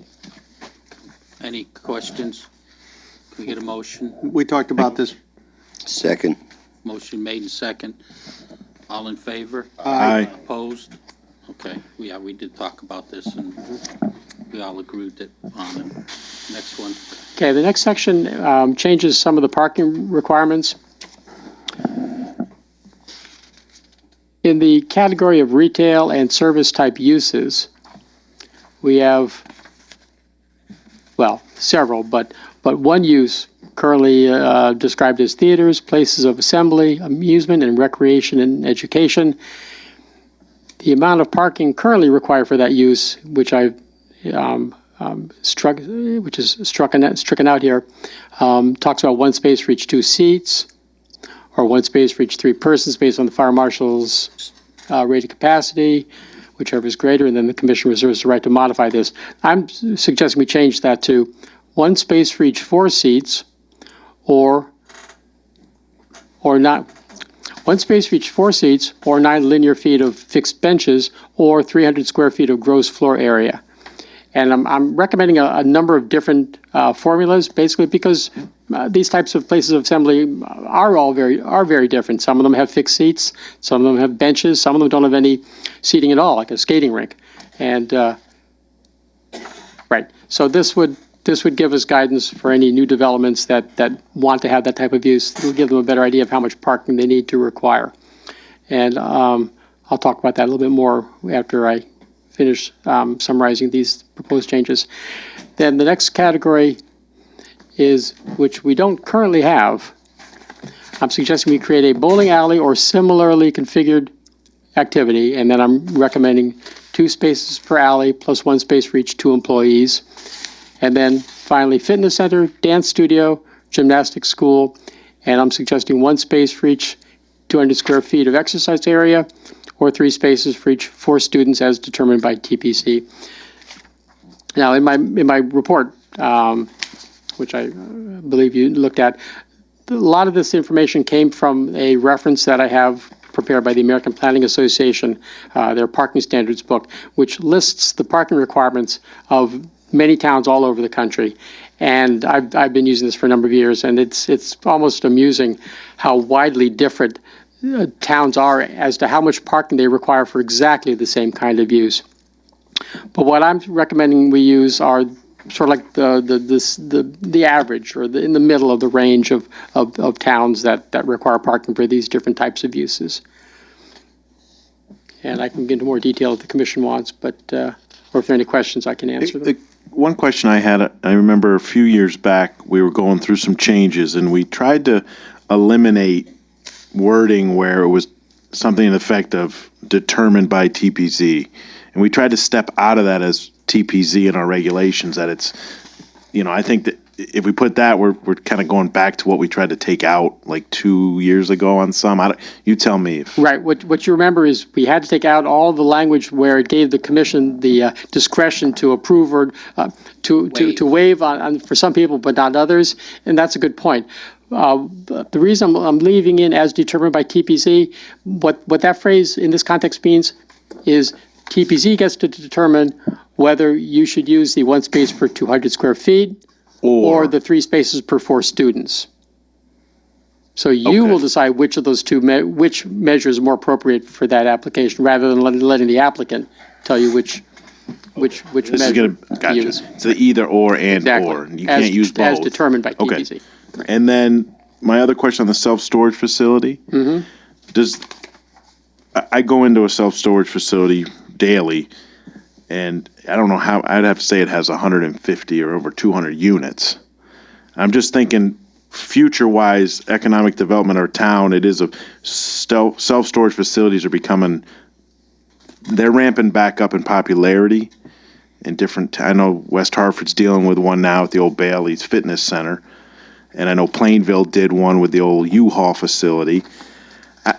I can't wrap my head around one car per 25 storage units when the one in Newington that I go to, if I've seen 2 cars there in the last year that I've been going there, I mean, it seems You think 1 per excessive. 25 is more than enough?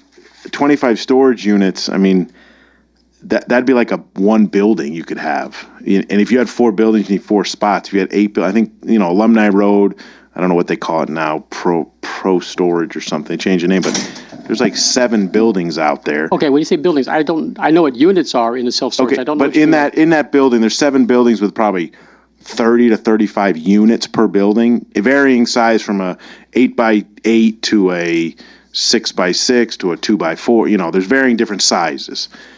I think that you would almost push out this business from looking at areas in town where they could go per zoning based on 1 parking space for 25 storage units, when my personal appearance is the only people I ever see parking there are the 2 employees that work at the storage facility. Because you think that's too much, is what you're saying?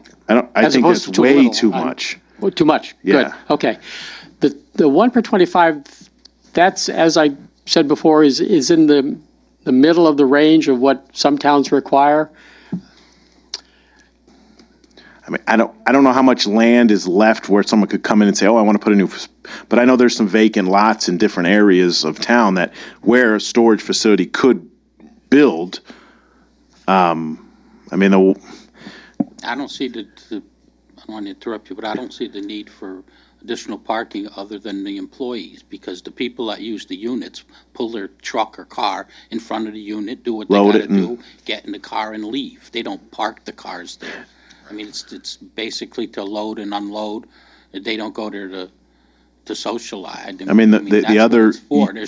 There's no need for a designated parking place, because if you have a unit, you pull in front of the unit, you go do what you gotta do, or put in, or take out, or do. And that's it. To have will designated parking for specific number of units doesn't even make any sense. No. That's all you need parking for, is for the people that work there.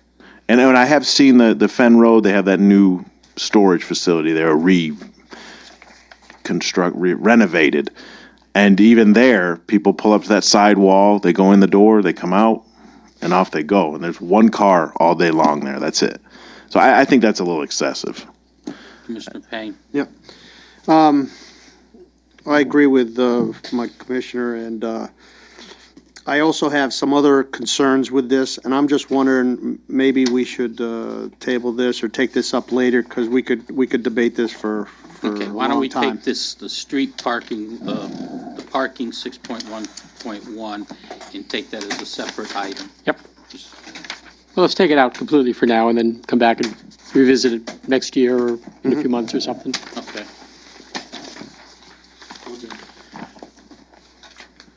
All right. We then- all set, Noreen? Yes. Go to the next one. 7.4.27. Right, okay. This changes the language of what's required on the Mylar that the applicant submits and upon substantial completion of the project, the as-built that an applicant needs to submit to the town, so that we have on record that they actually built what they said they were going to build, or not, as the case may be. Any questions on this? Get a motion?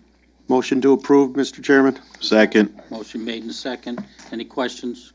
All in favor? Aye. Opposed? Okay, go to the next one, 74.28. Changing the signature block. Oh, yes, right. This is just to add the expiration date of the site plan, which is actually a requirement of statute. The plan needs to say that, so I always end up telling the applicant, each applicant, when they get approved, that they need to modify the endorsement block to include the expiration, space where I can write in the expiration date. So this eliminates the need for me to keep telling them that. Motion? Motion, so moved. Second. Motion made in second. All in favor? Aye. Opposed?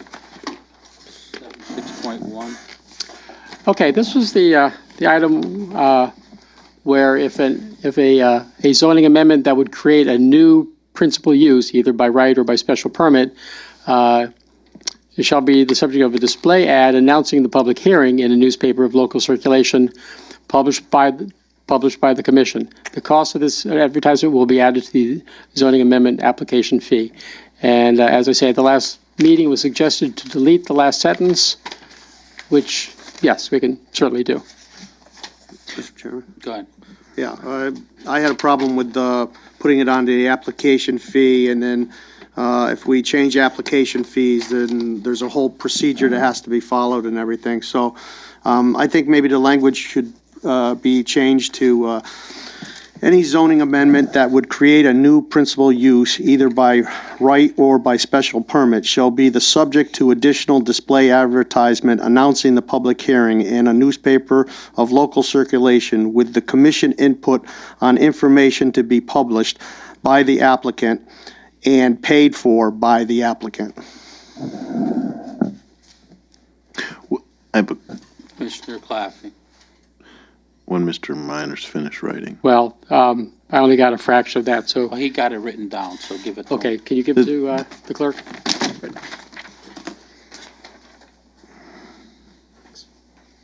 Commissioner Claffey. This would not preclude the red and white public hearing notice that goes on the front lawn of the property. Correct. This is just for newspaper. This is in addition to In addition, everything. okay, thank you.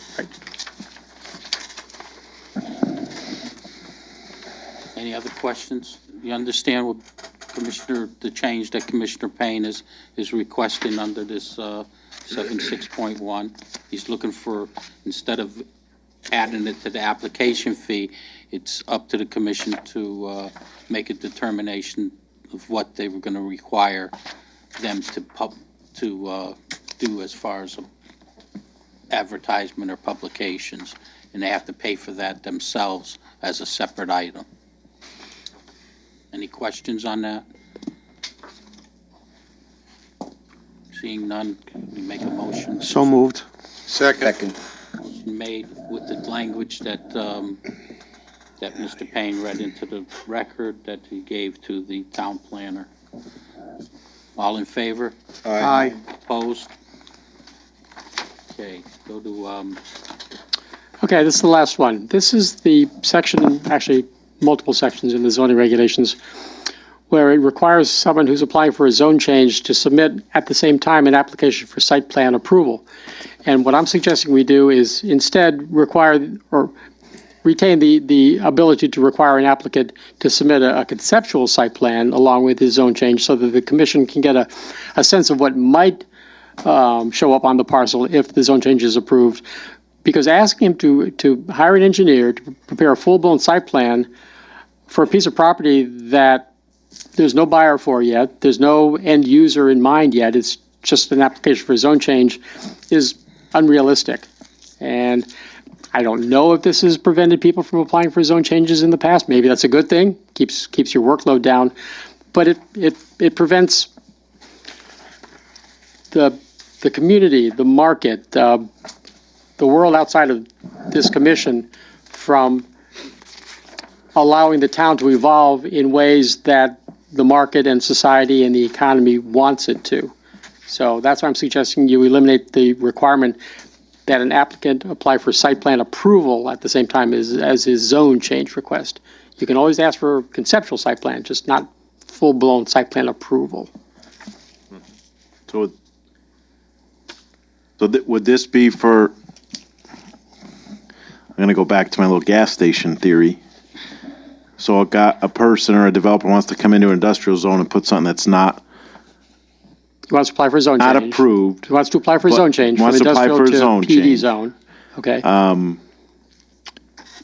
based on findings on their own research of places to put this business, said business. well, no, there is no business, that's the point. He doesn't have a business in mind. He just wants to prepare the land and sell it to the highest bidder as raw land. He doesn't have somebody in mind, that's the point. He just knows that PD land is more valuable than I land, probably isn't, but, Okay. and that's why he wants to change the zoning of his land to PD so that he can sell it for more money to somebody that he doesn't even know yet. And he doesn't want to do a full set of plans. He wants to just come in with conceptuals. Right, to maybe show you what an office building would look like if you approve the zone, if you were to approve the zone change. A generic hypothetical office building. I'm trying to use a visual. I'm a little cloudy up here tonight. So I'm the said developer, and I want to. Well, you're not a developer, no, it's important. It could be a developer. The owner of the land. And the owner hires a developer to come sit before him, who might be an attorney. Well, now there isn't, but now, That's, under that scenario, there is a vision in mind. well, there's always a vision in mind. Those parties now do have an idea of what they're going to do with the land when they get the zone change. So they could give you a site plan. But they might want just a conceptual, so it would apply to them too, right? Yeah. Yes. Okay. So there's a benefit to this, or is there? It would be.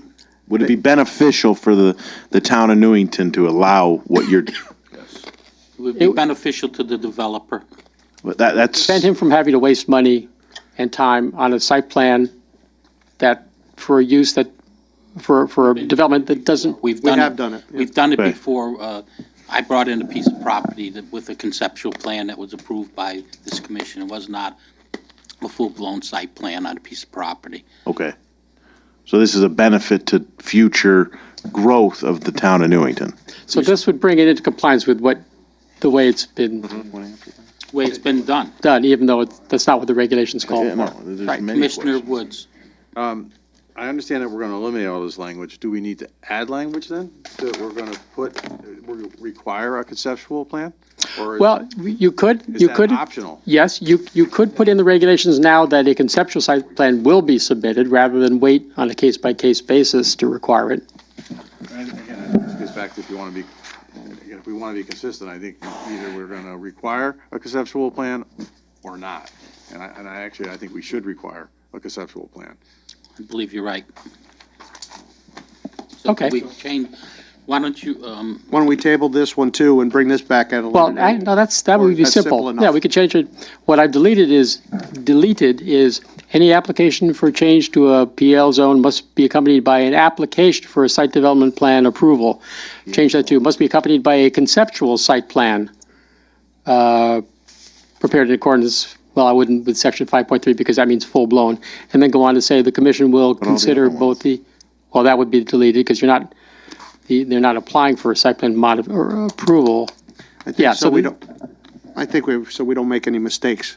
We can bring this back separately at the next meeting, can't we? Yeah. Okay. why don't you do that? Okay, so that's it. Yes. Okay, that ends the old business portion. We go into petitions for public scheduling. You want to read 1318, Mr. Secretary? Petition 13-18, special permit, section 6.6, alcoholic beverages at 80 Fen Road, Montana Knights Axe Throwing, applicant. 80 Fen Road LLC, owner Merle McKenzie, 1183 Killingworth Road, Higginham, Connecticut, applicant contact. Then any change from the last meeting? Yes. The, Mr. Sulo has submitted a complete site plan modification application. Okay. And when are we hearing that? at the next meeting. at the next meeting. You want to wait until we hear that before we schedule this? Mr. Claffey?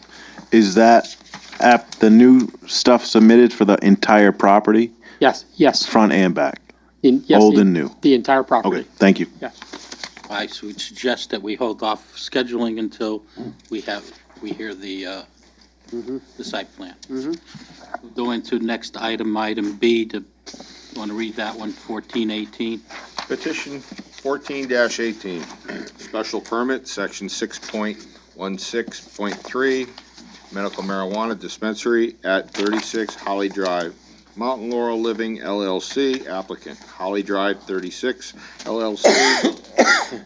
Owner, Jerry Furl, 6 North Main Street, Suite 202, Wallingford, Connecticut. Contact. Okay, sir, you were here last time. We haven't scheduled this. You were going to come back and give us some information on the distance requirements from your site to the CCSU.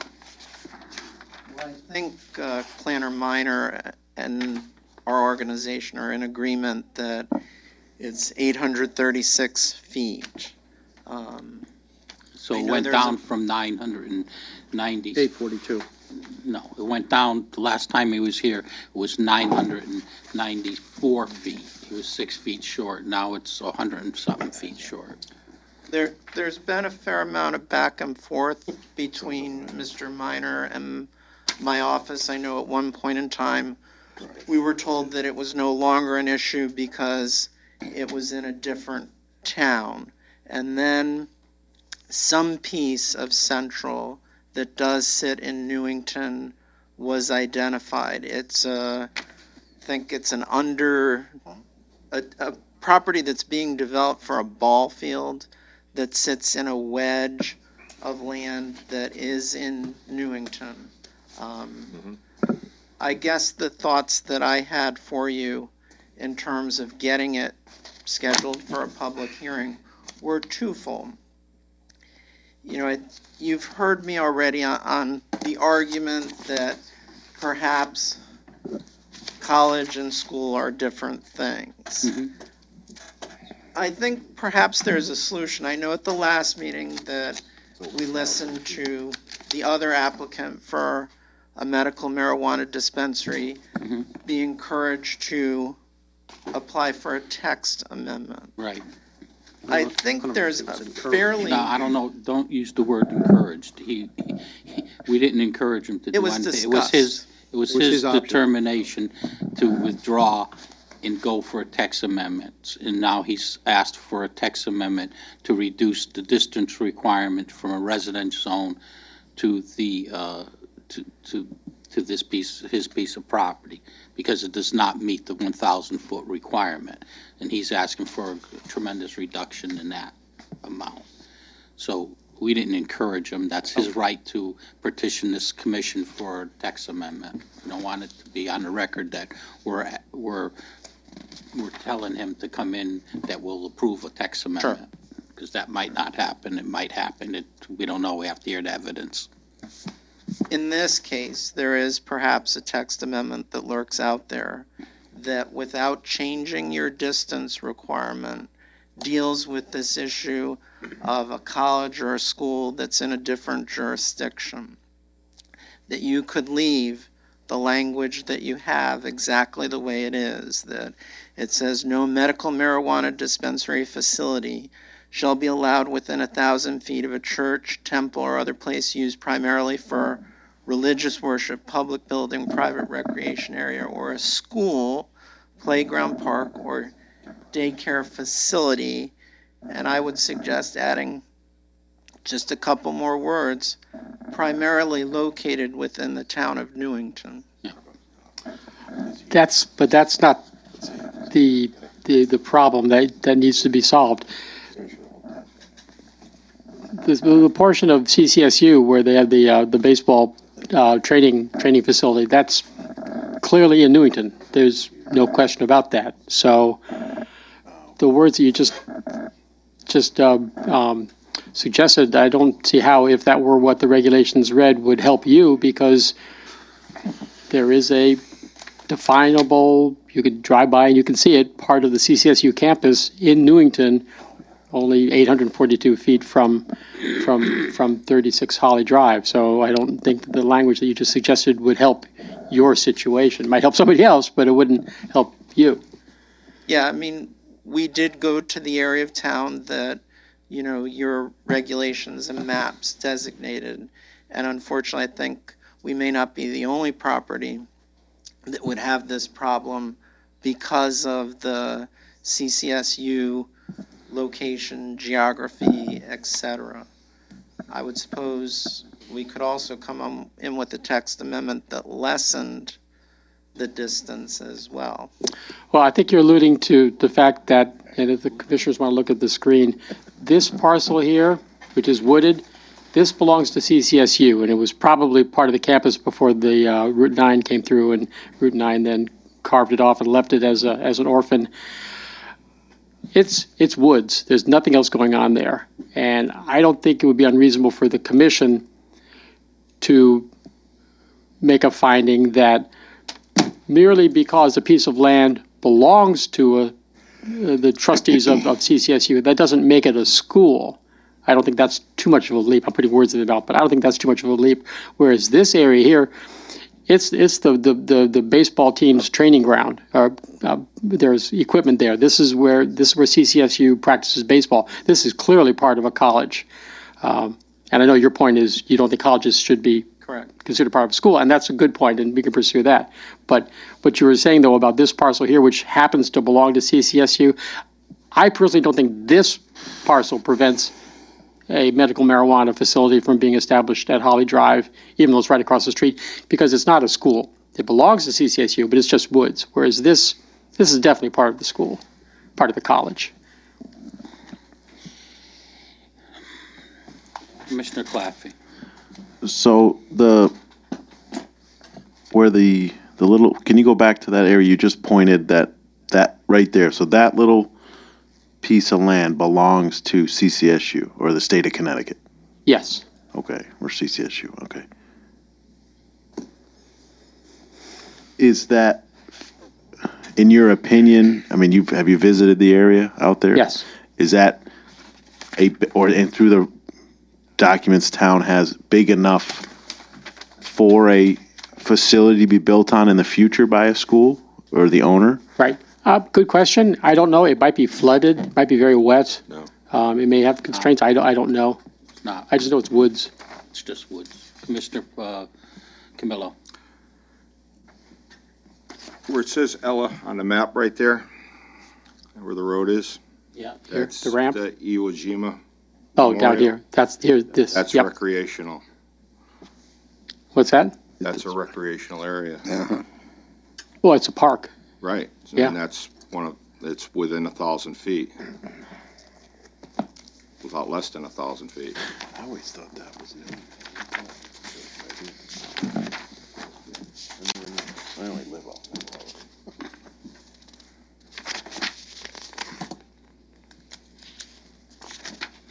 Mr. Chairman? Yes. I think the applicant has to make a decision on his own. Either he waits until we have another applicant that's proposing a text amendment, or he comes in with his own text amendment, or he follows another path. But I mean, it's uncomfortable for us to be advising him right now on some of this. I think he has to make a decision for his applicant and propose something. Well, if we wait for the other petition to come in with their amendment doesn't address his specific problem. It addresses their specific problem. You all got a copy, the planner included in your packet, 10,000-page report from all the different meetings that we had. We had 1, 2, 3, 4, 5, 6, 7, 8, 9, 10.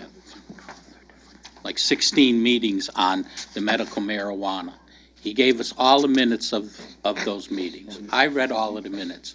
I want to put on the record that I made a misstatement at the last meeting, that I thought that there was a typo. There was no typo. This commission approved a 100-foot distance requirement from a not a dispensary, but from a production facility. And they gave all the reasons. I was the only commission member that voted against that because I didn't believe that the 100-foot distance requirement for a residence zone was adequate. I went through all of these meetings and I find there's a lot of consistencies between what was said at the meeting and what eventually became the regulation. One of the things that I noticed was that we never talked about a specific residence zone in like an R12, R7, R12, R20. We talked about resident zones, which would include condos, apartments, PUD zones, all of these different things. We never specifically carved out, but that is the single family, and that's what ended up into the regulation. But there's other inconsistencies here too. And now that we have some background and some understanding of what this industry really includes and how it works, because we have other dispensaries up and running and distribution facilities.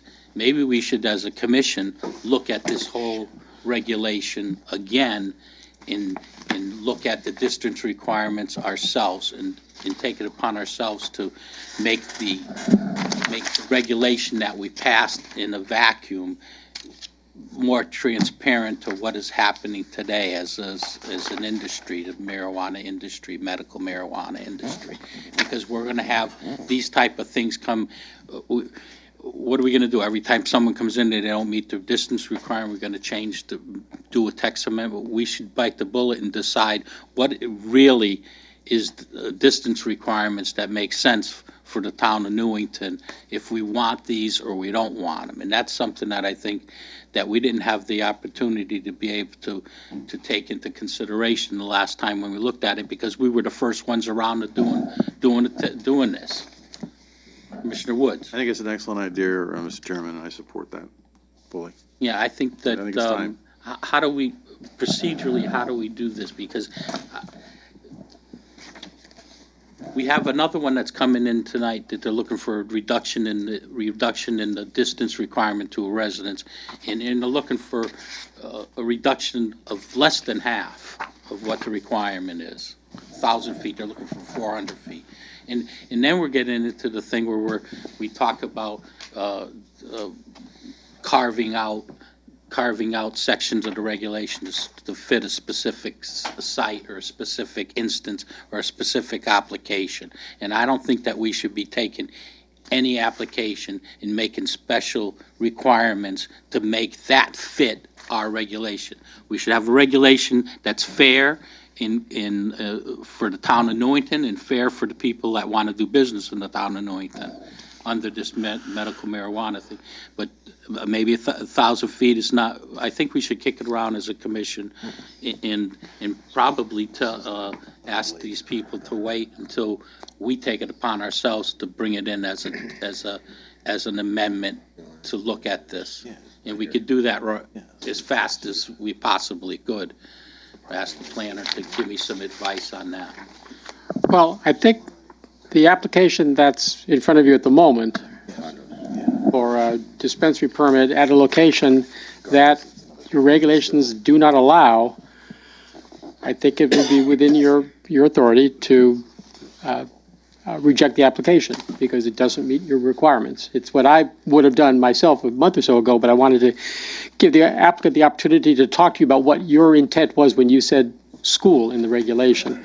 But I think if the commission wants to just reject that application because it does meet your regulations, you can. That or ask the applicant to withdraw it without prejudice, and then we could sit down as a commission at our next meeting, have it on the agenda, and look at it as a total, like the chairman suggested, and then I would assume it would have to go to CROG, and it would have to go to a public hearing. That would be ideal if the applicant would be willing to withdraw his application. I don't, that's up to you. You could come in for a text, you could do whatever you want. We're not telling you how to proceed. But I think it's incumbent upon the commission to come up with some changes to this medical marijuana thing because it's not working for anybody. It's not working for the town, and it's not working for the people that are coming in. I mean, the regulations as they're written is so limited that there's probably one piece of property in the town of Newington you could have a dispensary in. And then that's ridiculous. Why even had, and part of, if you read this book of all the different minutes, that's what I said from the beginning, that we made it so restrictive I couldn't vote for it. Because it was down to one or two sites, and it doesn't even make any sense. Why even go through the procedure of having it on the books when you have no property that it'll work on? Commissioner Woods. Again, if I remember when this commission tackled that, it was pretty Yeah, I mean, we had controversial. 16 meetings. Yeah, I mean, it was a hot Steve. topic.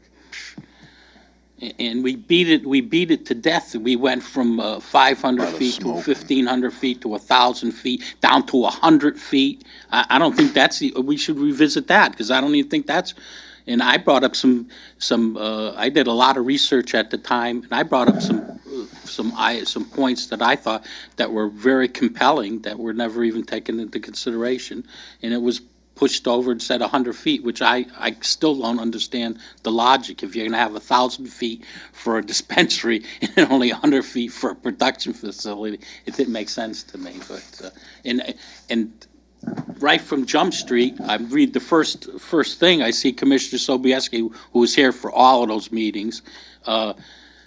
We were talking about 1,500 feet for everybody. Right. And maybe that was overkill, because that eliminated the whole thing. But we settled at 1,000 feet, then we got to 100 feet for the production, which, I don't know, we got to look at the whole thing, because it doesn't even make any sense. Commissioner. I agree with you, Mr. Chairman. I think it should be reviewed as soon as possible. And I don't think bring it into you're standards. gaining any time by withdrawing and having us take it up and come up with something that's reasonable, because this isn't going anywhere. So I can keep it pending while you're. I'll ask the planner to Okay. advise us on what the best way to handle this is. Well, let me defer to Commissioner Payne, I think you had a question. No, I was only going to say, as far as the footage and everything, when we do meet, we might want to consider looking at comparing it to our regulations for liquor stores, okay? And so that it's, Yeah, but that it's might be a still- comparison. But there again, that's for a future meeting to discuss. Well, Commissioner Camillo brought up a very good point. Iwo Jima Park, which is here, that's also, and I'm just eyeballing it, less than 1,000 feet from 36 Holly Drive. And Park is definitely in the regulation as something that you can't be within 1,000 feet of. And you're within 1,000 feet of Iwo Jima Park. So right there, I don't see how the commission could approve this application. So I think if you withdraw it now, the town will refund your application, because at this point, we haven't spent any money out of pocket on the application. We haven't published a legal notice, so it's been our policy to refund application fees if it's withdrawn before the public hearing, so it's your call. I think I'll get back to you tomorrow after speaking with the rest of my Okay. associates. And at the same time, Mr. Planner, we have this other petition that we're going to be talking about, and maybe we'll just wait until we hear. Yeah, because I have we get different into that. thoughts on that. Just Okay, so as- why don't you get back to the planner and tell him your thoughts as far as that? But my suggestion would be I don't think you gain any time by you proceeding this way and not letting us take a look at the whole regulation. Just so you know the timing that. I understand, I'm very up on this.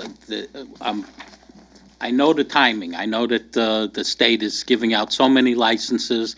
They've already started the process. They're only going to give out between 3 and 10 extra locations.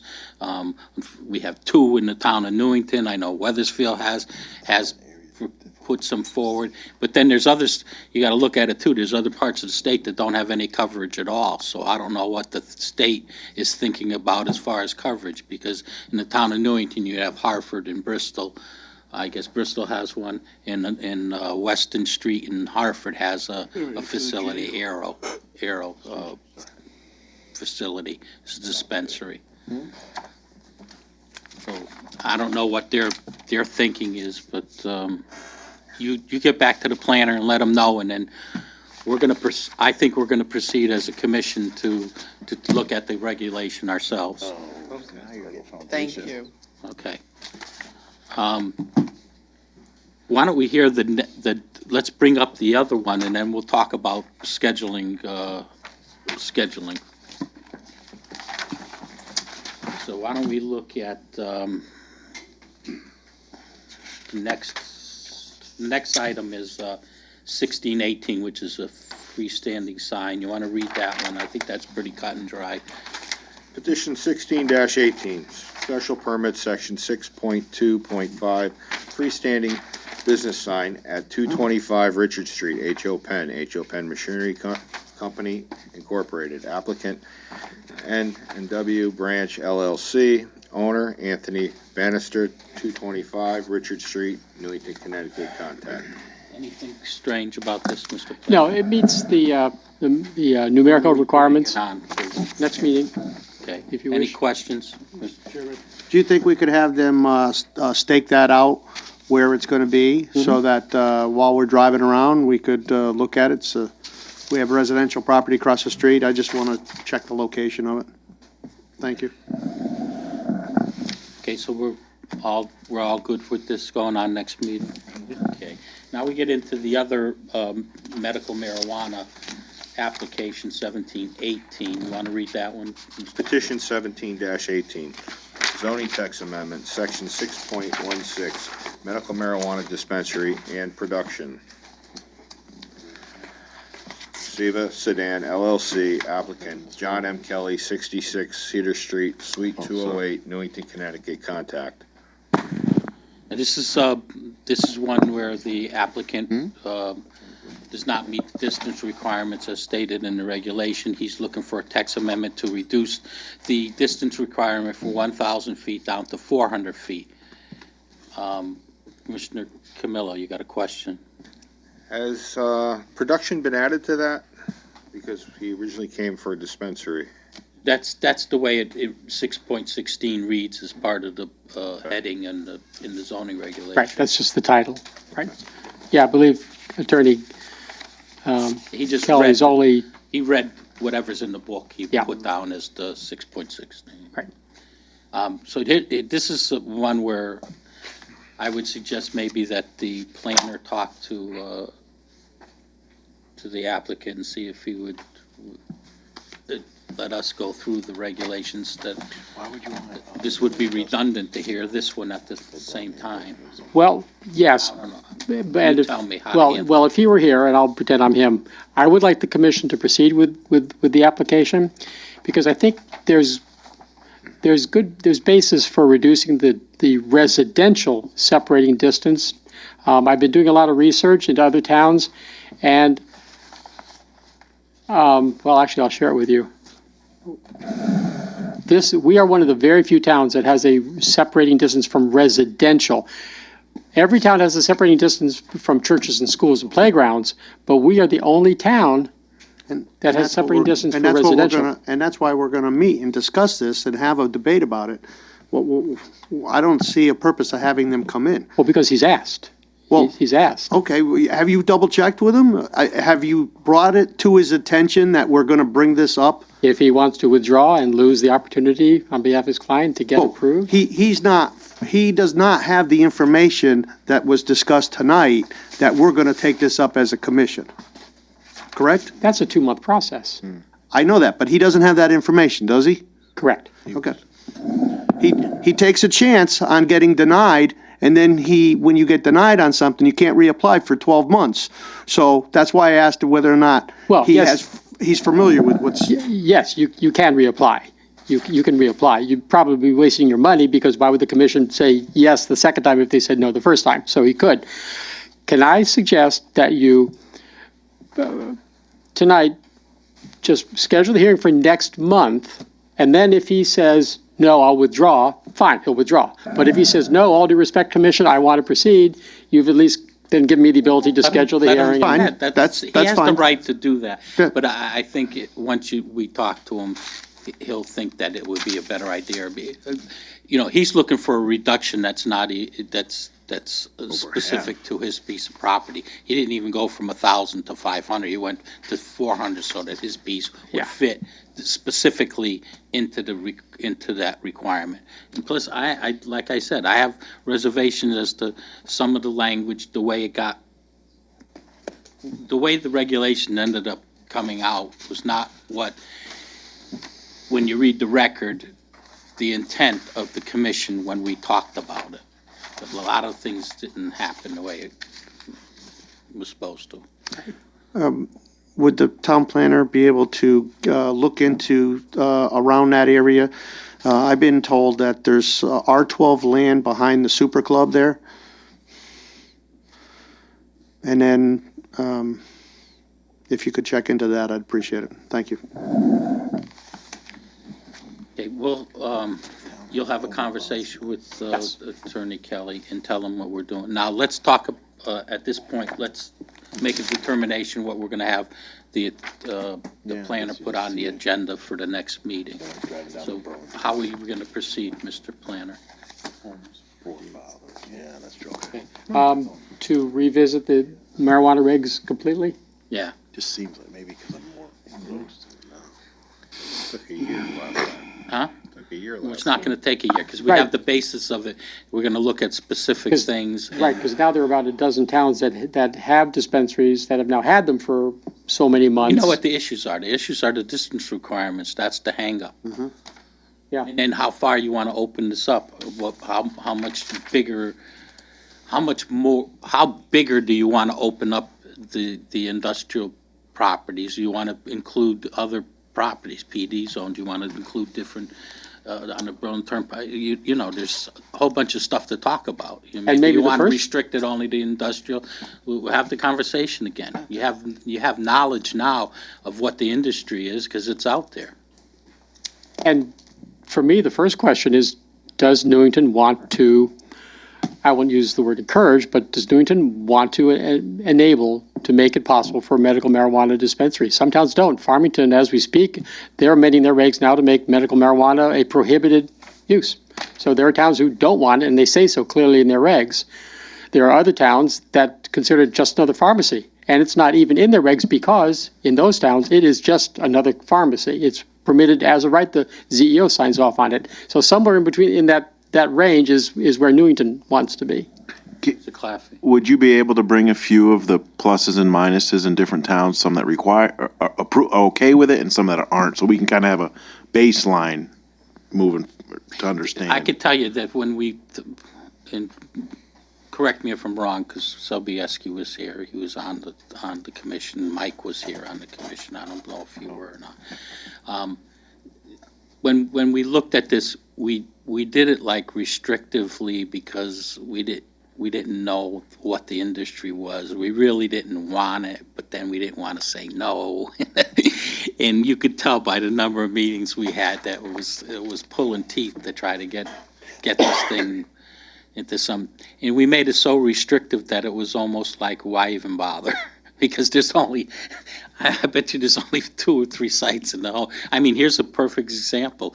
This is a site in the area that we specifically talked about, Fenn Road, that could never meet the requirements. Could never meet them. And I don't know, believe there's a site anywhere in town that meets it. There might be 1 or there might be 2. There's 2. One was Yeah, on, but that's if you're making regulations for 1 or 2 specific pieces of property, then you're spot zoning, and you're carving out the phrase that the planner introduced to us, carving out specific regulations for specific pieces of property, and that's not what we do. And the land that had been identified as a potential production facility on North Mountain Road now can't be because you approved a church there a year or so ago. So now that's off the table.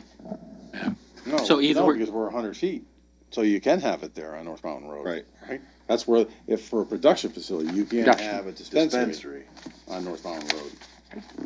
We got to make a determination. You want this in, do you want the production, do you want the dispensaries, do you want it in the town of Newington or not? If you want it, you want to allow it, then allow it with some regulations that make sense and allows it for multiple pieces of property, not specifically carved out for one or two pieces. And that's the determination that we got to look at, and that's how we should proceed, is on those bases, if we want it or not. And we should got to start from, basically, from that premise. Okay, so put it on there, and then we'll proceed and talk to Attorney Kelly and see what he wants to do. He wants to leave it on, that's fine. That's true. We're all set with that? Yes, sir. Okay, town planners report.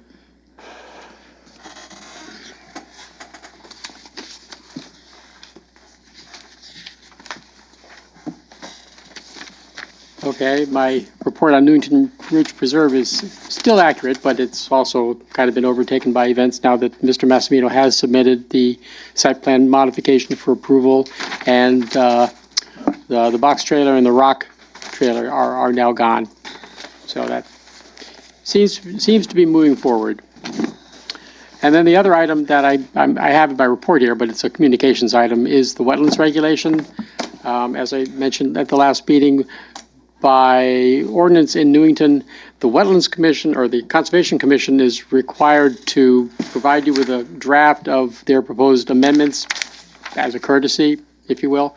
If the commissioners have any suggestions or comments, you can share them with me now and I'll convey them to the Conservation Commission, or you could convey them personally as you wish, whatever your preferences are. Would this be a time you could present not to hang signs on a tree? Sure. All right, thank you. I think they're still playing with that issue. The Conservation Commission is still playing with that issue. more of a. No, Oh, you're making it funny. okay, is that your? That's report? that. Okay, That's all I got.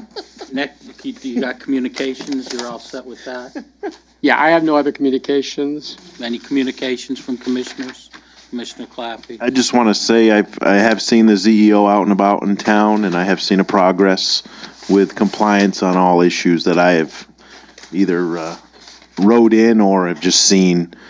And just, we do have some things that are getting better in town that I've seen. So I think it's due to the fact that he is out and about a little more or more visible. And thank you for that, Craig, if you are I'll let him know. letting him get out of the office. Public participation, you want any? No. Any other remarks by commissioners? Commissioner Payne? You got something? No, I'm all set. Anyone else? I have no closing remarks. Can, get a motion to adjourn? Second. All in favor? Aye. Opposed? You got the, just one quick thing, you got this minutes of all the meetings. I suggested you don't have to, you would browse them and get a feel for what went on for the 16 meetings that it took to get this regulation in place, and then it really didn't come out the way we wanted it to. So, just take a look. Thank you.